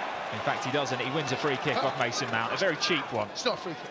It's not a free kick. They don't look great, Leicester, at set pieces, Max, do they? You know, Chelsea again, oh, God, that's not defended particularly well. In the end, it comes off Evans. It's a cheap free kick there, referee. That's poor decision from you. Incidentally, Chelsea have now scored from the most set pieces in the league this season. Their 7 goals prior to kick-off was a joint high figure in this division. And now out on their own with 8. As Schmeichel clears from the free kick. Long downfield, no particular target. Just trying to get it as far away from his goal as possible, but it's given away by Rudiger before Kante recovers. Not once, but twice. Well, Rudiger owes him there because that was a chance for Brest attack, and now Chelsea got possession, and there's a bit of space out on this left-hand side. And Jorginho sees the space. Ben Chilwell very quickly closed down by Mark Albrighton and forced to go backwards all the way to Edouard Mendy in goal. He's hardly touched it. And chance, has he? He's not needed to. I don't think he's actually had the ball in his hands. No, he's only had it at his feet. There was that first clearance where it was a tough pass back, and since then it's just been the 5-yard passes, isn't it, either side? But only a couple of those. There's Kante looking for Hudson-Odoi first time. The move breaks down, but Jorginho's there to sweep up. They've been poor, Leicester, really poor, both in possession and out of possession. This is a side that's really struggling at the moment, and Chelsea dominating. Another chance for attack. Look at the space Mason got. So much space on the left-hand side now. Ben Chilwell released by Mason Mount. Oh, he had options. He was expecting Hudson-Odoi to overlap on the left-hand side. Hudson-Odoi went into the middle, was expecting a delivery from Ben Chilwell, and Chilwell just laid it to the left side of Mark Albrighton, and it rolls all the way through for Kasper Schmeichel. Not on the same wavelength at all, were they? In the end, the ball's given away cheaply, but the amount of space that Chelsea have found in between their back three and their midfield four has been astonishing. Whether it be Mason that's found space in there, whether it be Callum Hudson-Odoi, but time and time again, and Chelsea win back. Oh, nearly win possession again from Mark Albrighton. He's offside there, Vardy. Good. That's a good defensive line, and Rudiger and Thiago Silva, they high five on her because they know those little opportunities there. If you can catch Vardy offside, he might start to think about where he starts his run. You want him slightly deeper. You mentioned the space there, Jason, but it's the second balls. It's basics like that, and in fact, he's given away by Rudiger, and now Vardy might have been in. But all of the experience that Thiago Silva has just meant that he dropped off and stuck out a leg and blocked that one. And Chelsea are now away on the counter-attack. Here is Kai Havertz into the right channel up against Soyuncu. He's got the overlapping support run from Reece James as ever. James checks back to find Havertz once more on the right-hand touchline. Back in field now to N'Golo Kante, about 25 yards from the Leicester City goal. As James twists and turns to try and find a bit of space before bringing Thiago Silva into play on the halfway line. Gonna have a moan at Rudiger. It's twice now he's done that. He stitched up Jorginho, and twice they nearly had a break. And it's a gift. You know, it's an unforced error. He's got to do better than that, Rudiger. It's twice now he's done that in the opening 20 minutes. Under not too much pressure either. No pressure at all, and that's we're a team that likes to play it from the back. But if you're going to give the ball away, it's a brilliant ball though from Rudiger out to. It's almost like he can hear you. There's Hudson-Odoi cutting infield from the left-hand side, looking to get it onto his right foot. That's going to be a foul. It's a free kick right on the edge of the area, left side of the D. And Daniel Amate will do well to avoid a booking, I think. Great run on that left-hand side. That's where the space is when they play a three. He's dragged out to that left-hand side, Callum. He got Amate where he wants it. He's come inside. Amate dives in, gets nothing of the ball, gets low to Callum, and this is a really dangerous free kick. Looks like Reece James might be over this. I'm sure Mace will have something to say about it as well. Mason Mount did take a series of free kicks up against Malmo. I remember that one. Chelsea were getting free kicks by the second, it seemed like, in that game, and Mason Mount it was who was over every single one of them. He certainly fancies this one. He's very deliberately put the ball down. Reece James has been sent away. Yeah, go away. I'm taking this. There's no doubt about who's taking this one next. Right, Kasper Schmeichel lines up his wall, spits in his gloves. Make sure that he's ready to face this one. Ben Chilwell also stood over it if they do go left-footed. But for me, this is always going to be Mason Mount. He begins his run up a few stuttering steps before delivering, and it's over the crossbar. Schmeichel didn't move. He knew where it was. It was comfortable. Yeah, it was very close to the edge of the box and couldn't quite get it up and down. In the end, the ball does dip, but just over the crossbar and onto the top of the net. Schmeichel wastes no time in getting us back underway. He's a testing ball, actually, out to the near side where Amate was waiting for it. Jorginho's won the second ball with a header. Johnny Evans is forced to step out of the back line to try to restore some sort of calmness and composure in this Leicester City side, who just can't hang on to the ball at the moment. Although, that being said, Chelsea now are struggling to do the same. It's a bit of a pinball going on this near side of the pitch. Yeah, a little bit scrappy from both sides, giving the ball away, turning into fight ball, and that will probably suit Leicester right now because they've got to try and find a way into this game. They're not competing. Every single player, every Chelsea player right now is better than his counterpart. Here's Harvey Barnes. Not seen too much of him as this game's gone on. Timothy Castañes streaming upfield on the left-hand side. Finally able to get a couple of touches in the Chelsea half. There's Samare out to Amate, but then back across again. Leicester don't have too many options when they're not on the counter-attack. Good shape from Chelsea, Max. It really is. Look at you can see it is a 5 across the back, and Chelsea don't have the ball. The 3 in the middle of the cut in the park just drop. You just got Havertz up top there, Callum even dropping. Really good shape and brilliant defensive play there. And Chelsea now try to catch Leicester on the counter. Well, Kante's continued his run down the middle. If Hudson-Odoi can spot, and Ben Chilwell's been brought down off the ball. Yes, he was. Well, advantage is played by Paul Tierney. It was Reece James as the overlapping man, but Mason Mount didn't leave the ball from Callum Hudson-Odoi. Breakdown in communication from the two of them. The pass wasn't meant for him. Mason, I think Mason's got to read that. The pass was overhit. Mason didn't, because the ball wasn't meant for him, and he's hit it with such pace. In the end, he just couldn't control it. This is better play though from Leicester, and Jamie Vardy's now one-on-one up against Thiago Silva. Brilliant defending. Brilliant defending though, wasn't it? He's managed to stall him, wait for support, but there is the ball into the box. And Paul Tierney very quickly takes a look at the linesman. Looked offside. The flag was up very early, wasn't it? He looked offside. He did look it, I have to say. It was a brilliant ball in. But he does so well, Thiago. He makes sure that he doesn't allow space in behind. He just drops. But the ball comes in. This will tell us now. Is he offside? Yes, he is. Brilliant defending, Chalobah. He just steps up, just a yard, allowing him in an offside position. Well played, young man. That's as good as a goal, that. That's really good, isn't it? Really good. He looked across at the more experienced man and he went, right, I'm sticking with you. Made the step up at the right time. Lookman was offside. A decent finish from him, actually. A very good ball into the box by Albrighton, but correctly flagged offside. But it is a warning sign for Chelsea. You're absolutely right, because that was a breakdown from us having good possession and catching them on a counter-attack, and that'll give the crowd a little bit of a lift. Okay, they'll be obviously disappointed because the goal hasn't stood, but it'll give them something to cling on to. Again, that space in that number 10 position, this time N'Golo Kante. Well, Kante releasing Kai Havertz. It looked to be a bit too strong for him. All he can do is keep it in, or put it out for a throw-in, I should say, to stop it from going out for a goal kick. A bit too much on it from Kante, but like Jason said, there is so much space when Chelsea are able to break through that first line, which isn't actually that difficult against this Leicester side. Very simple, very easy. And a side like Chelsea, and that's now a bit of frustration creeping in. That might be a booking for Lookman. No, the referee's decided not. He's just gone down the back of Jorginho. Definitely frustration on that occasion. Jorginho lucky to get away with without a dead leg. Quite a rough challenge from Ademola Lookman through the back of his right side. Does present an opportunity for Chelsea to deliver if they so choose. They are finally sending the big men forward from the back, so this will be angled in, you imagine, towards the far post. The free kick has been awarded right-hand side of the pitch, about 30 yards from goal. And it comes now from Ben Chilwell. Again, Kai Havertz is in there. It's headed away. Not entirely away, and only as far as Ben Chilwell. We'll go to Reece James, and now over onto this near side is Thiago Silva. Jorginho, acres of space in midfield, always makes himself available to switch play out to the right-hand side once more. Here's Kante. Mason Mount's with him. Kante goes back to Chalobah.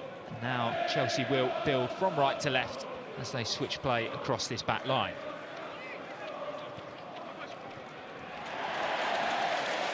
Looks to be another heavy challenge on Ben Chilwell. It wasn't a great ball into him.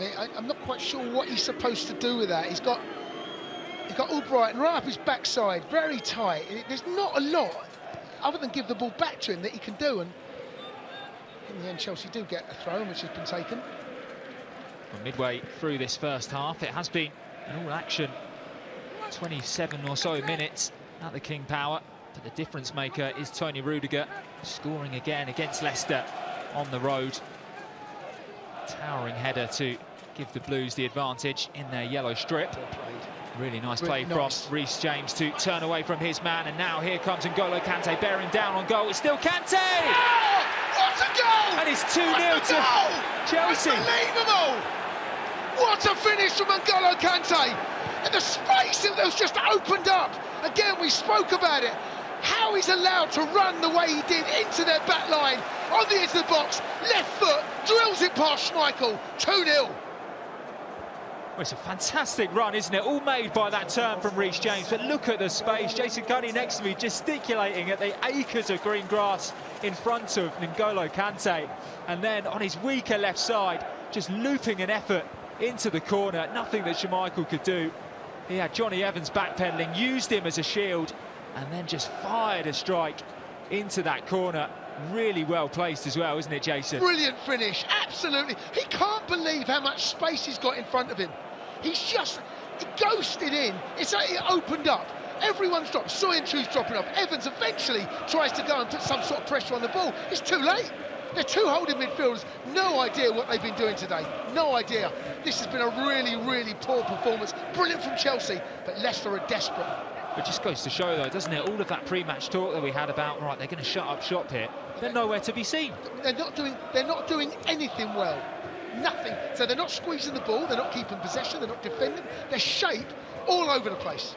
All over the place. And I can't believe how much space Chelsea have found. Callum's found it. Now we've seen N'Golo. We've seen Mason Mount drifting there. Havertz. Too much space. Rudiger's able to recover this one easily enough before giving possession back to Albrighton, but Ben Chilwell's won it back once more. Some Odoi in there as well, challenging. That one's going to fall a bit too heavily for N'Golo Kante, but just as he always is, if Kante's not there, Jorginho is. Now Reece James can try his luck on the right-hand side up against Castagna. Happily will settle for a throw-in deep into Leicester territory.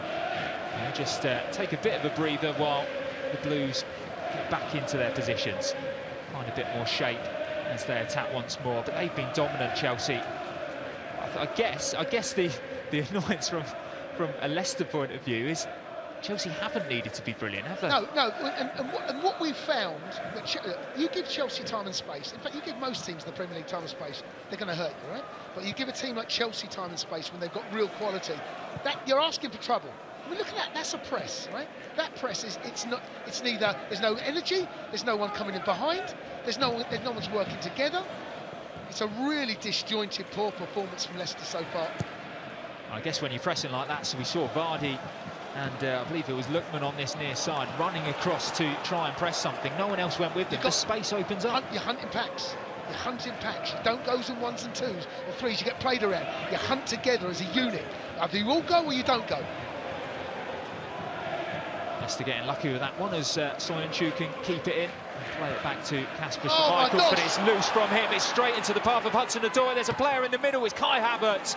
It doesn't fall for him in the end. Wilfred Ndidi managed to get back in time, but even their most experienced player is making terrible mistakes like this, Kasper Schmeichel. And it's a touch from Callum. He doesn't quite bring it under his spell. In the end, they managed to get players back, but my God, this is there's more goals in this, you know. We're going to go to half-time. 2-0 is always one of those leads that, because we've dominated and we've been so good, they've been so poor, it kind of lulls you into a bit of a false sense of security.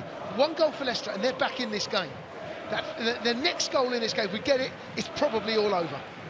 Ademola Lookman has already had the ball in Chelsea's net. Flagged offside. We're just getting a glimpse of Brendan Rodgers on the touchline. He is furious. He's just looking at what his side have been doing out there today. You can see exactly why they're struggling this season. They have been very, very poor. They've now given away a free kick and another opportunity for Ben Chilwell to deliver from the right-hand side with his left foot. Havertz, Rudiger, Silva, Chalobah and Hudson-Odoi all inside the area waiting for this one to be delivered. In fact, it might even be Mason Mount. It isn't. It does go short in the end towards Reece James as they try to sort out the angle. You do wonder, Jason, actually, as that one's blocked out by Ademola Lookman for a throw-in, what the point was in that. Just get the ball into the box. If I'm Rudiger, I'm furious. I'm absolutely furious. He's just scored from a set piece, okay? He's got a man, he's over the far post. We've got men in there, but put the ball in the box. It's the same person delivering it as well, isn't it? You'd think there's that connection there. Yeah, I don't want to criticise too much because we've been magnificent today. But on that occasion there, if I'm Rudiger, I'm fuming. Well, Rudiger just took a bit of a chance there under pressure from Lookman. It wasn't the best pass into him by Edouard Mendy. Yeah, he acknowledges that as well. It was a little bit short. The pass in the end didn't quite reach its target. And Lookman closes down. The ball's gone out for a goal kick. I still don't think, in the game, Mendy has touched the ball with his hands. Only his feet still. I'm waiting to see the first time he actually touches it with his hands. I don't know whether Opta stats will show us, but has there ever been a first half where a goalkeeper's not touched it with his hands? Well, 9 clean sheets in all competitions this season. 25 clean sheets in all competitions since the start of 2021 for Edouard Mendy. It's an incredible record. Like you said, he's hardly had anything to do here today. You expect him to extend that even further. Well, the most dangerous Leicester have looked in this game is when we've actually been architects of our own downfall. Either short passes into Jorginho or another chance there from where Lookman closed the ball down. That's where they've looked their best, when we've been at our perhaps as sloppiest. In fact, I've just noticed this incredible stat on Edouard Mendy as well. The number of clean sheets that he's kept is higher than the number of goals that he's conceded in the same period since the start of the year. Incredible. Really phenomenal. Tuchel's been behind that. That's right there is Thomas Tuchel's Chelsea. You say, like, that's obviously reflective of the team as a whole, but his 88% save ratio, that's higher than anyone else, any other goalkeeper in Europe. Well, he doesn't have much to do, but when he does, when he's called upon, he generally delivers.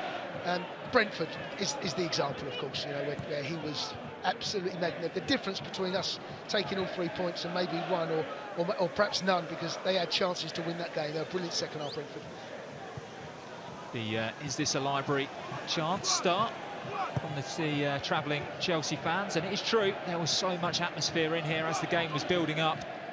And the way that Leicester started the game as well, their intense pressing and the first minute or so really got the home fans up for this match. They've been quiet ever since. They've watched their side play pretty poorly, both in defence and attack. Chelsea have just been able to take advantage of it. There's another loose ball hit all the way out of play by Kasper Schmeichel. No real direction on it other than just in the general area that Harvey Barnes had occupied. Well, look, when you're a goalkeeper and you're being squeezed and you've got to go long, you're looking really for someone like a Lukaku or a Giroud. They don't have that player. They don't have that. So any ball that's going to go up, you've either got Rudiger one side, you've got Chalobah the other. Chances are you're not going to win the header. That's where they're at right now. They cannot get out. They cannot build any momentum. And when they do go long, it's just basically handing the ball back to Chelsea. Just looking on the Leicester bench, the obvious change there, if they're looking for more of a target man, Kelechi Iheanacho, Patson Daka, they're the two players that they can bring on if they need to. Yeah, you would have thought we're going to see, probably at least Daka, probably both. God, he's feeding off scraps. Here's Soyuncu looking to bring this one out from the back towards Castagna, who breaks over the halfway line on the left-hand side, but Chelsea are back in numbers again. Barnes dropping deep to find Samare. Well marshalled there by Callum Hudson-Odoi. Probably Leicester's best spell of the game, I would say, in the last 5 minutes, and that's being very generous, because they've not really done anything with it, but they're playing higher up the pitch, just putting Chelsea under a little bit more pressure. Disrupting the rhythm a bit more. Yeah, the game's been pretty even, I would say, last 5. Since the second goal, I would say perhaps Leicester have managed to get a footing into the game without having anything to show for it. Reece James taking a throw-in on the right-hand side after receiving some tactical instructions from Thomas Tuchel right in front of the dugout. We'll get another second bite at the cherry here, James, after that first throw-in was cut out again. Jorginho is making a darting run forward. Still waiting for an option to open up. Eventually it does, as he goes all the way back to Silva, who in turn plays in his goalkeeper, Edouard Mendy. Still yet to touch the ball with his hands. We're keeping a close eye on that one. He goes long downfield towards Havertz, who was being climbed on by Johnny Evans, but Paul Tierney didn't see anything wrong with it before eventually he does blow his whistle for a foul by Kante on Harvey Barnes. Some ironic cheers there from the Leicester fans, who perhaps feel the referee's not been given the sort of decisions that they would like, but I think most Leicester fans would admit that the game has been very much Chelsea all over the pitch.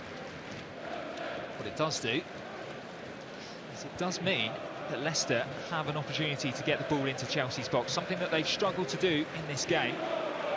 Soyuncu's joined the attack, as has Johnny Evans. Indeed, there's some big players up there from the back. Chelsea holding a relatively high line on the edge of their area. In it comes, it's a long one, it's a deep one. Kai Havertz will deal with that one easily enough, and then the second ball will be well dealt with by Callum Hudson-Odoi, who's able to stream forward. He's got players coming up with him as well. He finds Kai Havertz in the middle. He's got Mason Mount on the left-hand side. Ben Chilwell joining the attack now. He lays it off to Chilwell. Now here's Mount, back to Chilwell on the left-hand side. Plenty of Leicester bodies in the area, not too many from a Chelsea persuasion, but in fact, it was N'Golo Kante who was climbing at the far post. And Kante and Havertz just seemed to get in the way of each other at the end. They did, looking for some communication there, and Callum Hudson-Odoi has done absolutely superb. Cuts inside, he's clattered actually by, I can't quite see who actually clattered him, but I wonder whether the ball went out here. Actually, Chilwell seemed to take an age. I think it did, you know. I think the ball, I don't think that would have counted. I think in the end, let's have a look at the, oh, he's caught in there, isn't it? That's a poor challenge that. It's from Amati in the end. He caught by almost 2 players in the end, doesn't he? He knows what he's doing there, don't worry about that. He's left something on Callum. It's the second time that Daniel Amate has committed a foul, and the second time that we thought is probably worthy of a booking, but I'm not sure whether Paul Tierney has put him in today yet. He's played on, which was the right thing to do, but he's not gone back and booked him, and VAR cannot get involved in that. Well, here's another look at Tony Rudiger's header. You can see that he's running away from goal, jumping away from goal. Starts on the goal line. Starts on the goal line and gets towards the edge of the 6-yard box and just guides it. He puts the 3 up. It's the 3rd time he scored there, and N'Golo Kante, edge of the box. Just it's not particularly hit with a lot of pace. He's just guided in there, as you said in the commentary there, Max. He's just used Evans just to get past Evans. The keeper can't see it, and chances are he's going to hit the target. Really good finish from N'Golo Kante.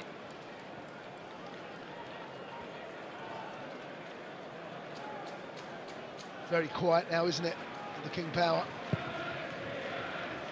4 of the last 5 goals that Antonio Rudiger has scored have come against Leicester. An incredible record that he has against them. You can see exactly why he was celebrating the way that he does. The good news is Hudson-Odoi is back on his feet. He's walking back into position.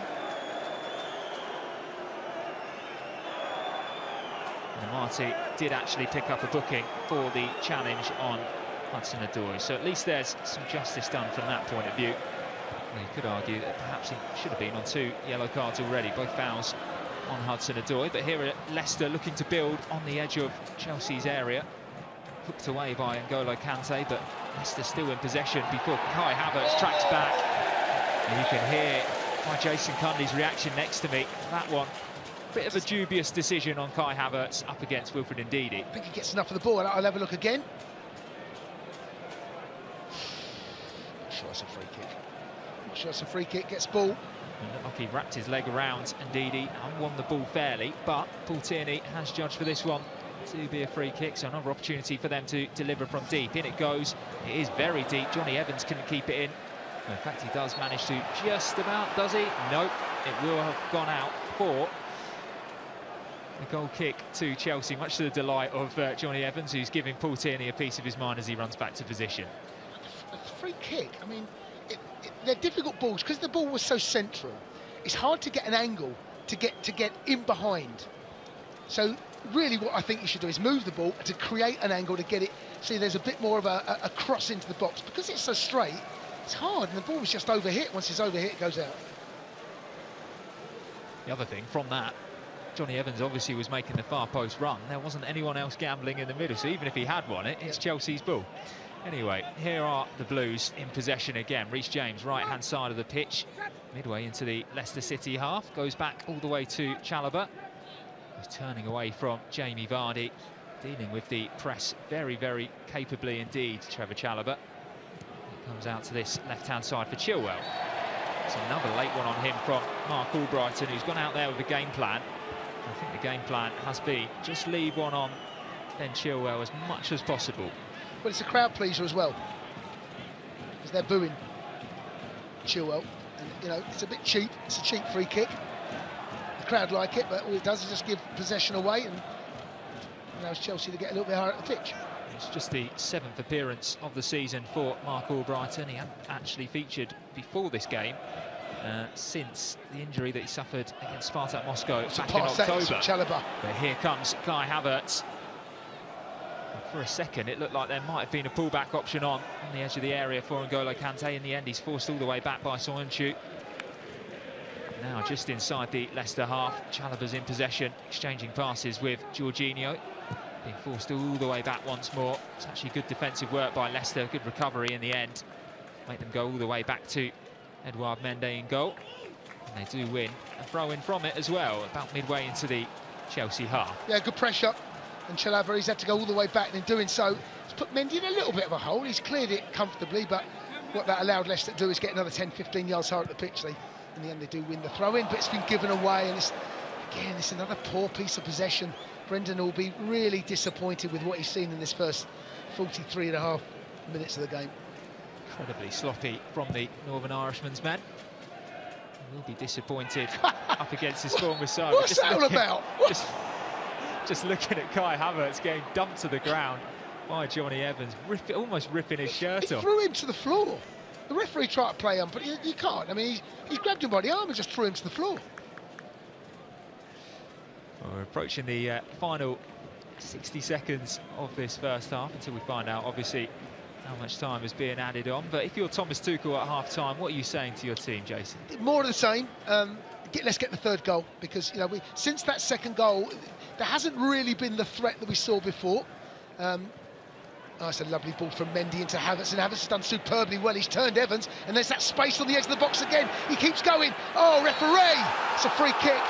It is a free kick as well. He gets man before ball. It's a brilliant ball from Mendy. Wonderful touch from Havertz, who turns Evans and then drives into the heart of their defence. It is a booking, it is a free kick, and there's a real chance for Chelsea to get that third goal. What a turn on the halfway line, Max. Yeah, you can see Johnny Evans scrambling to get back in position, desperate to try and make amends for losing out on the halfway line. And then it is just... he just wipes him out, doesn't he, as he's getting into the area. First. He gets the ball eventually, but he goes through the man to get the ball. Excellent work from Kai Havertz, showing the skill to bring the ball into his path, and then the power to glide upfield to win this free kick on the edge of the area. I do wonder, actually, whether Mason Mount is just going to take this ball back a bit further. We saw it, didn't we, a bit earlier on, because he can't get the dip, so he's just trying to buy himself a few more yards. Yes, the referee will, if he sees it, will obviously put it back on its spot, but it's a little bit further out the box than the one. It's a bit more central as well, so it offers up the chance. In fact, it's dead centre. In fact, the free kick wasn't there. It definitely wasn't there. Free kick was not there. Tierney at the moment is almost letting Reece James and Mason Mount just place. I would say it's 5 yards. I'd say 5 yards further. It's on the edge of the box. Now outside the semicircle. Anyway, looks like Reece James is over this one. Chilwell with the left foot as well, because it's so central.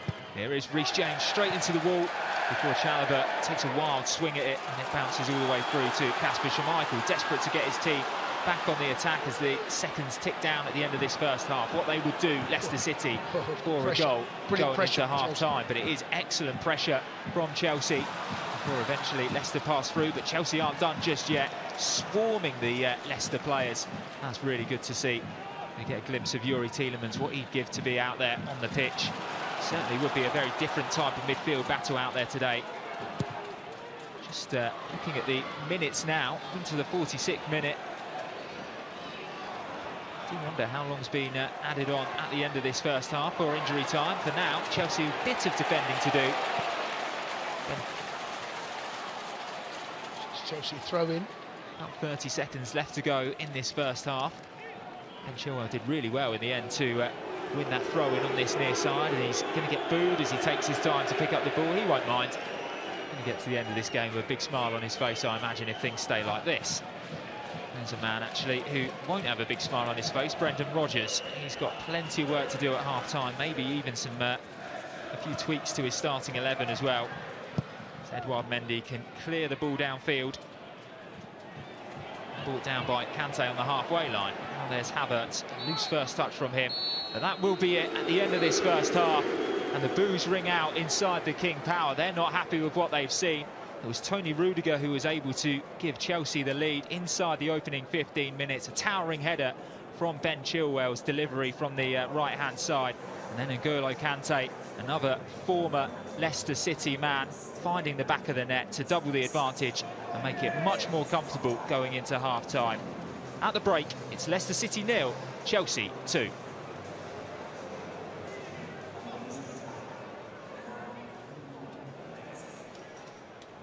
Good work, Max and Jace. Thank you very much for the first half. 2-0 at half-time. Buzzing. Oh.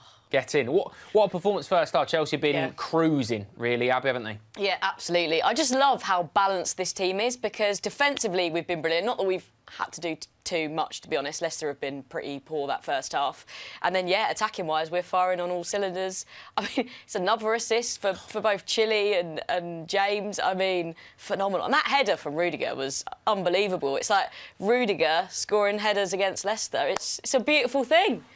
Absolutely love that. We've also got RJ joining us on Zoom again. RJ, just discussing that. I mean, we kind of didn't need to speak too much about it pre-match, but how consistent Ben Chilwell and Reece James have been. Like Abby just mentioned there, another assist each. Superb. Absolutely. Our wing-backs have been pivotal for us in terms of trying to pick up some points and have really filled in the blanks for some of our more forward players. But they just continue to defy the odds and put in a monumental shift. And I caught Abby's comments about Rudiger scoring set-piece goals or headers against Leicester, but also N'Golo Kante against his old club, scoring bombs again. Oh, what a goal. Does. Yeah. It does. Worldies only. We'll definitely get to Romelu Lukaku, to Antonio Rudiger in a second, but Romelu Lukaku is watching this afternoon. Come on, Chelsea. Yeah, good work. Oh, good work. Cannot wait to have him back in a Chelsea shirt, not too far away. And let's have a little chat about the main man that gave us the lead as well. I'm buzzing because I had Antonio Rudiger first goal scorer on Play Predictor. Yes. And I had 2-0, so I'm looking a little bit sheepish on that at the moment because I think that might... I'd save the applause till full time, RJ, because I don't think the way Chelsea are playing, they're going to stop at 2. That's true. Been a good start, but Rudiger, what a header that is, Abby. Oh, absolutely unreal. Like, well, obviously seeing the replay and keep watching it back, it's just absolutely fantastic technique, just brilliant. The neck muscles in that as well. Quite a lot of reaction, obviously, on social media to it. But just, the way that he's drifted, the movement beforehand, and then the header, a really good header against Leicester. We have seen that already. We absolutely have. Best centre back in the world, and it's not even close. I like that, you know. I do Absolute like that. argument for that at the moment. Absolutely. The way he's playing. He's definitely in the conversation, isn't he? He's definitely in the conversation. He's been so good. RJ, he feels like a player that again is another one. You know what Antonio Rudiger is good at, and he is unbelievably good at that. And yet people know what he's good at. He's good in the air, he's strong, he's powerful, and yet it still seems to surprise people when he does. That little drift, that little pop-up in the air. I don't know whether maybe people are underestimating how good he is in front of goal, but I think that's 4 for the season now for him. Like, he's really starting to tick over, isn't he? Yeah, he's just one of those players that we spoke about. Dennis Wise not getting enough credit as a player during his time for us, but I think Antonio as well is maybe not getting enough respect from the opposition because he is just a physically fine specimen. He's tall, he's fast, he's strong. He's actually quite agile and he can move quite well in the air as well. So, yeah, I think the thing is, guys, we've got a number of quality players in those set pieces that it makes it really difficult for the opposition to know which player do I really focus all of my energies on. But, yeah, he's unbelievable at the moment. Absolutely right, and obviously it helps when you've got 2 of the best deliverers in world football that are laying it on a plate for him. It's a nice one about Ben Chilwell, who's been warmly welcomed, shall we say, this afternoon. It's from Topi. Chilwell silencing Leicester fans, love to see it. He's been given a frosty reception, Abby. Obviously a former Leicester City player, but he could have scored early as well. First couple of minutes, he had a good chance, and he's hit the crossbar with it. But what Ben Chilwell does is what Ben Chilwell does, which is put it on a plate. Yeah, exactly. The assist king. Well, him and Reece James, honestly, we are spoiled at the moment. Just absolutely consistently killing it. Love it. It's been a very dominant performance so far, RJ, and especially when we know how good we are from wide areas. It looked like maybe Leicester were going to try and snuff that out a little bit with a kind of 5-4-1, maybe a 4-5-1, depending on how you see Albrighton on the right-hand side. But they've not really been able to get close, have they? They haven't really laid a glove on us.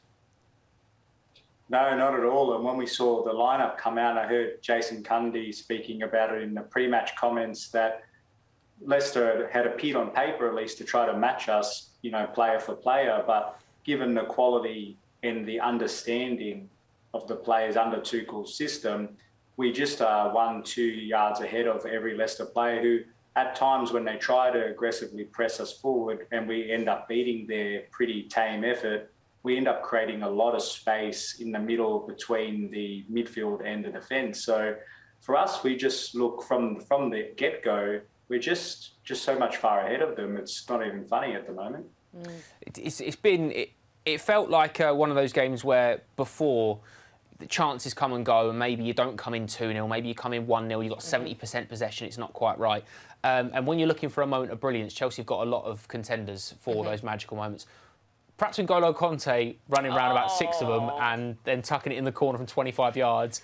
Elizabeth, obviously a regular on the show, brilliant contributor. N'Golo Conte only scores worldies. It's so true. So true. It's bang on the money. It's so true. What a finish that was. We were almost in disbelief, weren't we? We were like, is that gone in? I thought it hit the side Unreal netting finish, right? because of the way that it kind of tangled in the net, didn't it? And it was a wonderful finish. Yeah, it kind of inside.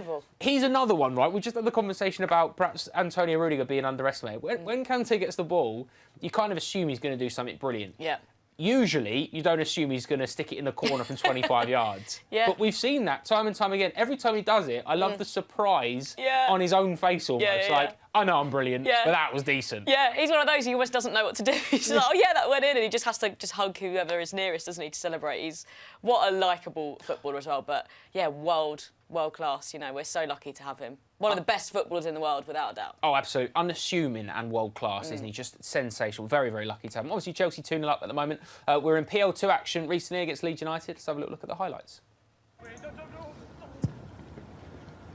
Good ball from Lewis Hall, headed in. Mbuyamba. And Chelsea have the early lead.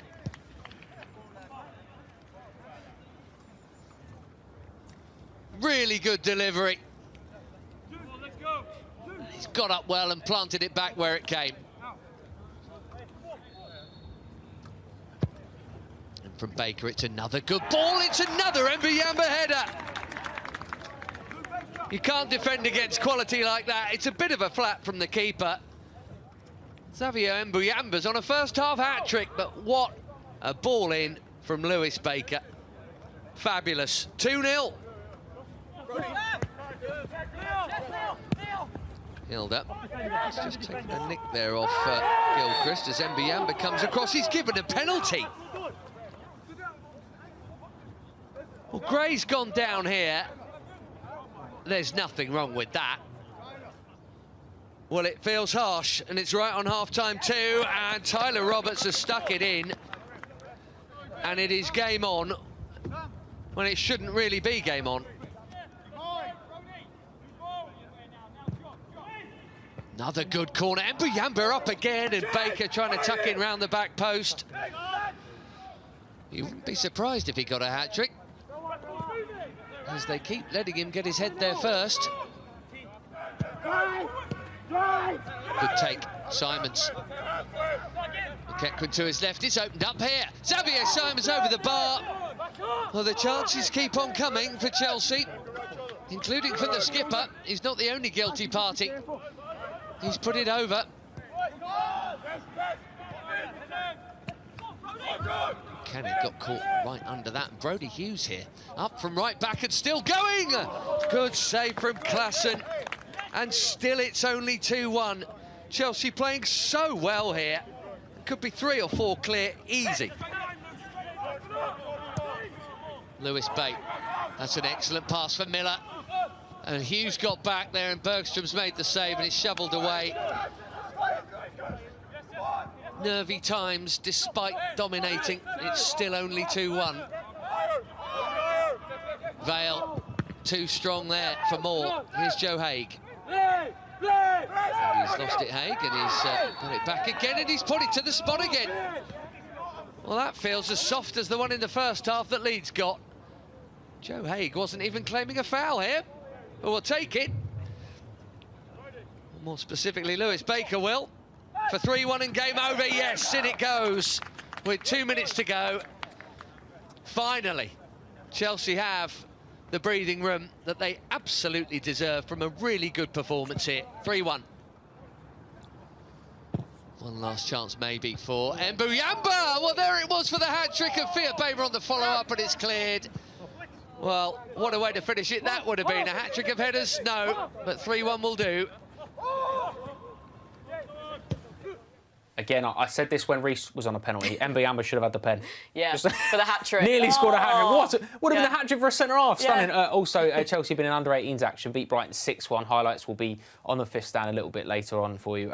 Some more reaction then to Chelsea's first half, dominant first half at Leicester City. If you're into FPL, it may have been a good first half, or it may not have been. Shambles. I just took out Rudiger for James. You're getting the assist points anyway for Reece for the second goal, so that's all right. Like you'll take that. You'll take that on the chin. But Abby, you've got. I've got Mount as my captain. Okay. So hoping that pays off. I mean, there's still time for him to score. Yeah. Plenty of time. Oh, plenty of time. And also, we've got a regular involved in the show as well. Savage Dan, 12:30 after an international break. Not easy, you know. He's a smart man, is Dan. He's a clever man. And I think he knows exactly what he's doing here. Right. I think he knows exactly what he's doing here. It's not easy unless you make it look easy in the first half. And that's exactly what Chelsea have done, RJ. They've been fantastic first half. Untouchable, really.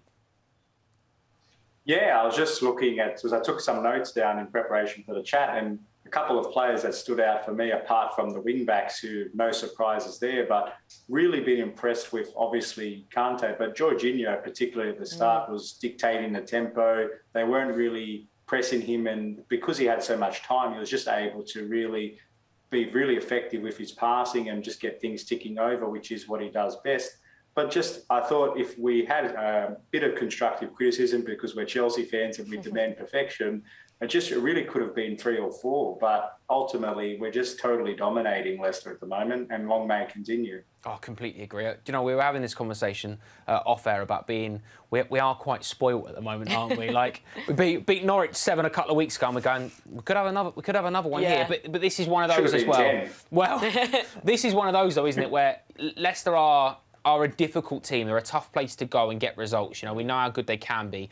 They've not really contributed first off. They'll be massively disappointed with their first 45 minutes. So there is a little bit of that where you go, OK, if they start playing, we have to be aware of that, Abby. And that's the important thing now is we've done the hard work in the first half. Let's not undo it in the second half and get it done. No, exactly, because Leicester are going to have to put in quite a shift in the second half, which they are going to be aware of. So they are potentially going to come out all guns blazing. Well, they need to. So, like you say, we need to be careful there that they don't counter, and you know maybe get one more goal just to cement that lead and kind of stick with it. Well, it's definitely going to be it's going to be one of those, isn't it? I suppose RJ as well. The fact that we've got Christian Pulisic and Timo Werner and Hakim Ziyech, 3 players that could probably do with some minutes as well coming back from injury. If we can get minutes for those in the second half, that would be an ideal run out this afternoon.